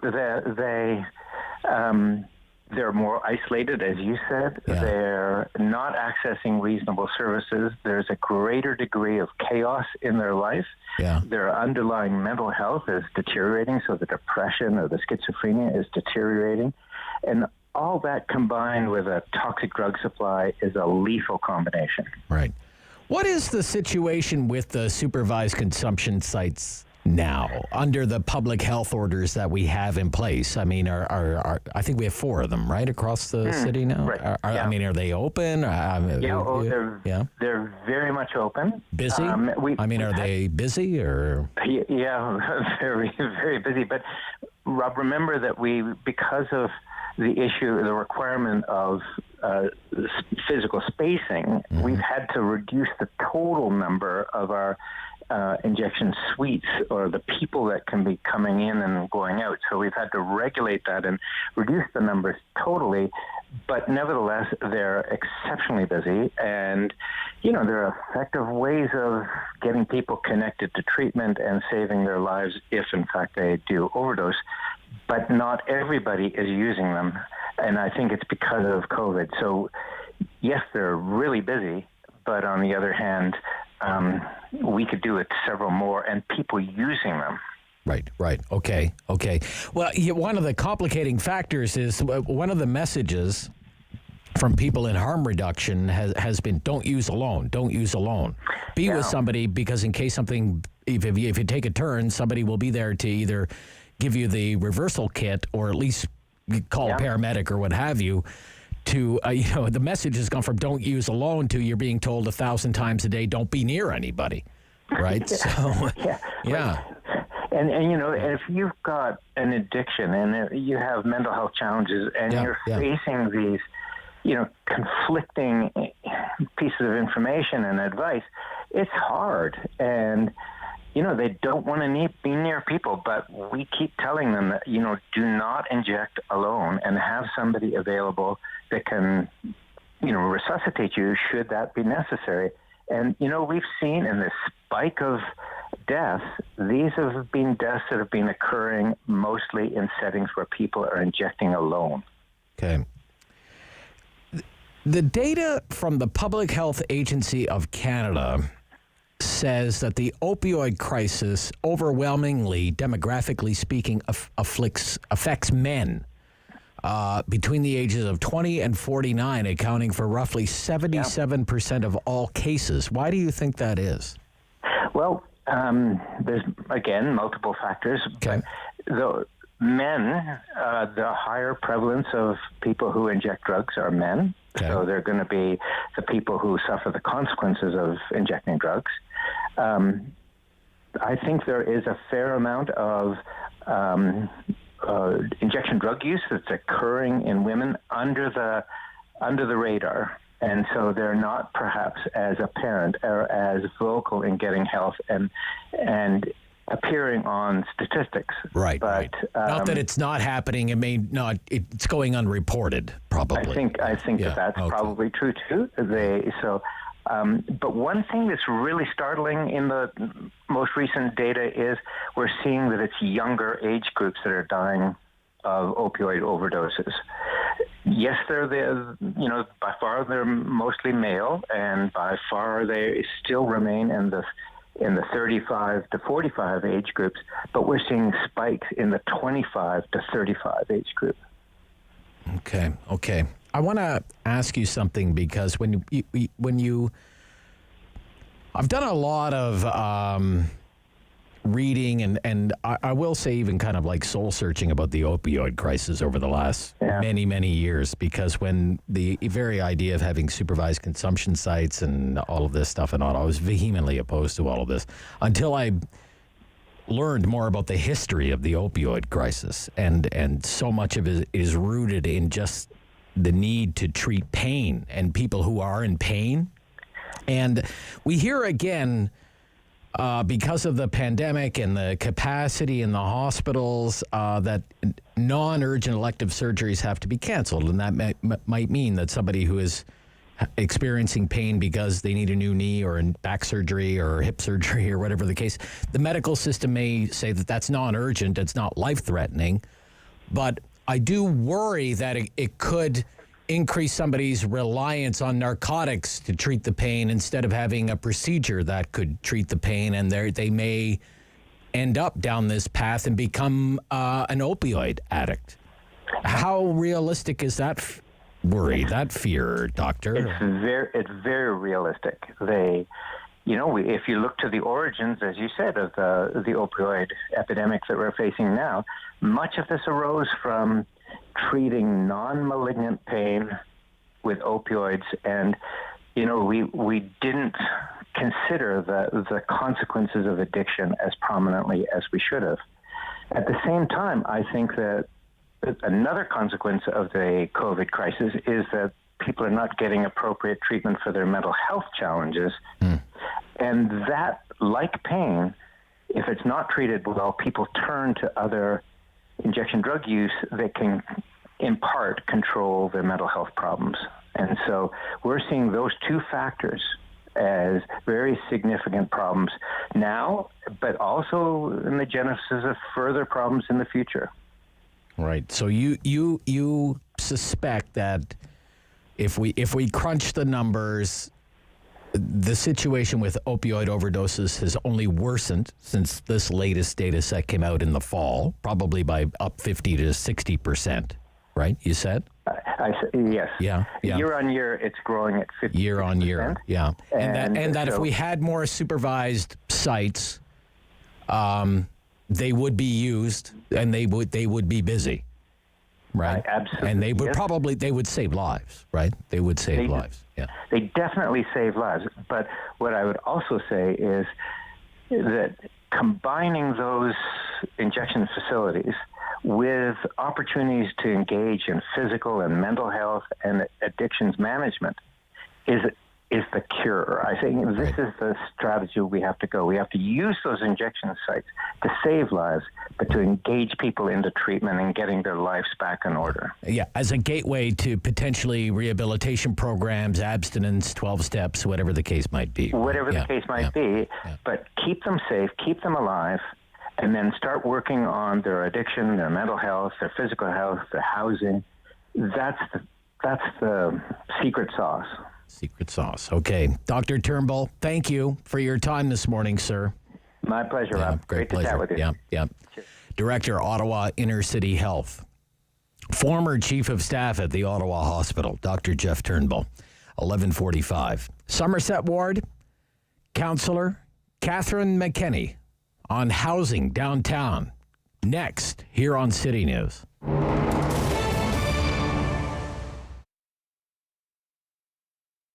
To opening a business especially in a pandemic, in that kind of situation, is very challenging. First, people don't know me, people don't know my product. To build a new clientele, to build a trust for them, to show them that I care about it.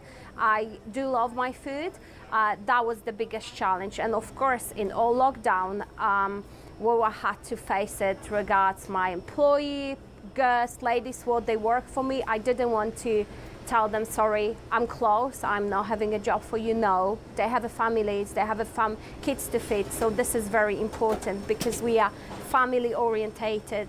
And we decided to open. We, of course, essential business. So been very tough, very, very tough, as we didn't see people on the road. Market was completely quiet, but we knew it that we have to wait, and we knew it that we're gonna be fine. In this town, we built online shop, Vedel Online, And we did Uber Eats, which one is picking up and is very, very popular. We have a really good feedback. So this is the song from my heart.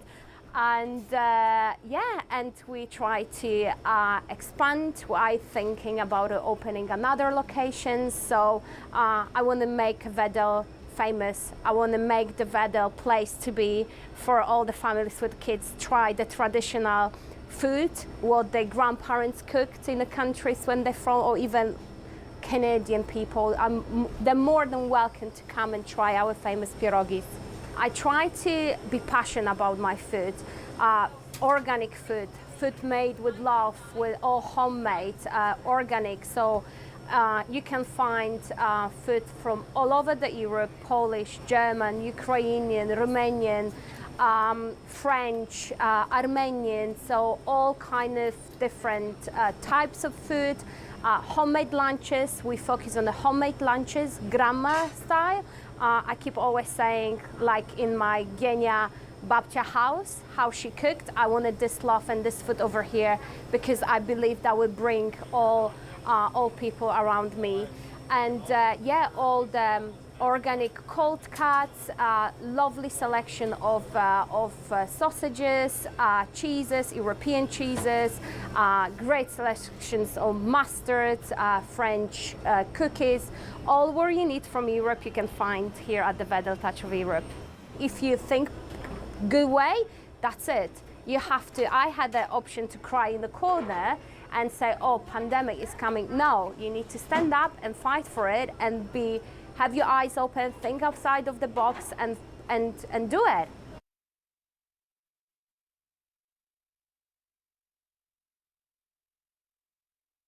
Strong voice. Strong opinions. The Rob Snow Show returns on Rogers TV and City News. 101.1 FM and 1310 AM. Somerset Ward Councillor Catherine McKenney joins me this morning here on City News. How are you, Councillor? I'm good, thank you. How are you? I'm fine. I hope you had a nice weekend. You enjoyed the weather a little bit. I did. Yeah. Any complaints about crowds in parks in your ward? I have not had complaints about crowding. No, people still concerned about needing more sidewalk space, especially in certain areas of the city where you just have those collective masses. But right. Yeah, overall, should we be closing down more streets? Do you think? Or? I think we need to look at curb lanes to allow for more space just for people who are walking, for sure. Yeah. Okay. Like a segregated walking lane. Yeah. Okay. Segregated people lanes. People lanes. Okay. All right. The next battleground, segregated people lanes. Bring it on. People. Yeah. Okay. All right. Okay. No, but there have been some frustrations among some members of the city council that it's pretty wild in some of the parks in the city. Yeah, I mean, now that the good weather's here, so. Yeah, and I think that people, for the most part, trying to do their part, they have to get out. There's so many people who, don't have yards, don't have even balconies, and. It's still have to be very careful outside, but we still know that it's much safer outside than inside. So, it's a real delicate balance. You don't want to push people inside. Well, I mean, especially in your ward. I mean, you're right downtown, right? A lot of people. It's Absolutely. one thing, to say, well, what are all these people doing in this park? Well, if you just spent 5 months in 700 square feet, wouldn't you want to go to the park too, right? Absolutely. So, yeah, absolutely. Okay, how worried are you about the price of housing is kind of crazy in Ottawa these days? I couldn't even afford to buy a house in your ward now. It's ridiculous, right? It is. It's gotten to a point where you're correct. So many people could not afford to purchase a home. So many people can't afford to rent. As housing prices go up and land value goes up, so does everything else. And we want to make sure that we have families in the downtown, that we have, affordable accommodation and affordable housing. And it's getting more and more difficult. Even when you think about building affordable housing, the land value drives up the cost of that as well. Like if you're Ottawa Community Housing, when you're building, it costs you the same amount to build because of, the cost of construction, the cost of materials, labor, everything else. Everything. Yeah, exactly. So it really is concerning. We've kind of stepped into that realm that we used to look at, Toronto and Vancouver, and kind of shake our heads and think, thank goodness I'm here, not there. But yeah, it is very concerning, absolutely. Right, okay. The Ottawa Citizen recently reported on a property in your ward at 331 Cooper Street, which is, quote, undergoing a transformation that will add dozens of homes into the Centertown rental market, a move the property owner says fits with the current market conditions during the COVID-19 pandemic. So this was office space that will actually be turned into 45 residential units when the project is completed. It's going to be, it was a 7-story building. It's going to be an 8-story residential building. And you like it, right? Well, I think that we have to start looking at both conversion and acquisition. Converting, commercial space into rental units adds to the rental stock. It doesn't necessarily make it affordable. It's not inexpensive to convert office space into residential space. However, it does add to the stock, and the more stock you have, the better the market is, and it will impact the housing that's available for people. So, absolutely, as we see a shift in how office space is used, to convert that into housing, I think is a really smart way forward. I also, look to acquisitions of existing residential towers that were built, in the 60s, the 70s. They're kind of aging. And I think that, a city like Ottawa now, we need to look at how do we renew those towers? What do we need? What do we need from the federal government? CMHC funding, something so that nonprofit providers can acquire those buildings. But, you mentioned Ottawa Community Housing. If I could just jump in there, Councillor. You mentioned Ottawa Community Housing, for example. Ottawa Community Housing right now can barely keep up with the maintenance bill that it has. So should Ottawa Community Housing really be adding to its portfolio of units if it can't maintain the ones that it owns already? Back in I guess we're going back almost 20 years now. Right. When all of those provincial buildings were downloaded to the city, and that's when Ottawa Community Housing kind of came into existence. They were near end of life. They had been built cheaply. They really were a mess. We were downloaded a mess of housing at the municipal level. Catching up has been difficult, but I believe that OCH is catching up. I think, renewing their buildings. We had some good programs, in the last few years that allowed OCH, to renew some of the buildings to make them more energy efficient and to do some renewal. So, it's always a catch up, but if OCH, CCOC, there are only so many housing providers that have got the capacity, if you will, to to develop, large communities. Right. But they have to partner, and I agree with you. I don't think it should all be one. I think that we need to look at partnerships. Gladstone Land is a perfect example. It's land now that's owned by OCH, but there will be partnerships. There will be other nonprofit housing providers and private housing providers, with units on that land.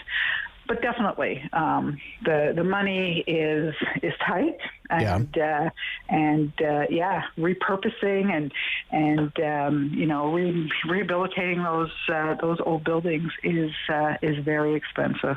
Okay, where are you on vouchers, as opposed to OCH is going to have a unit and the unit will be subsidized below market rent, but voucher programs exist, like a rent supplement. A rent supplement, yeah. Are you opposed to those, or do you think those have a place? Not at all. I think we need both.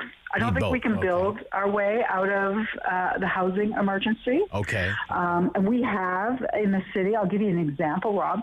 We have about 19,000 households in the city who are always at risk of losing their housing because they just can't afford it. Right. And we don't need to build them units. They already live in units. They just can't afford them. So rent supplements means that we can help people to remain housed. Stay housed, to remain housed. Also, moving people out of shelter. There are two ways of doing it, and they both work. But a tried and true way of moving people out of shelter is providing them a rent supplement, getting them into a unit, and then individualizing that care around them so that they can keep their housing. We know it works, but you can't do that without rent supplements as well. So it's a combination of new builds, acquisitions, and... This program is brought to you by Ignite TV. Now you're in command. Visit Rogers.com for more details.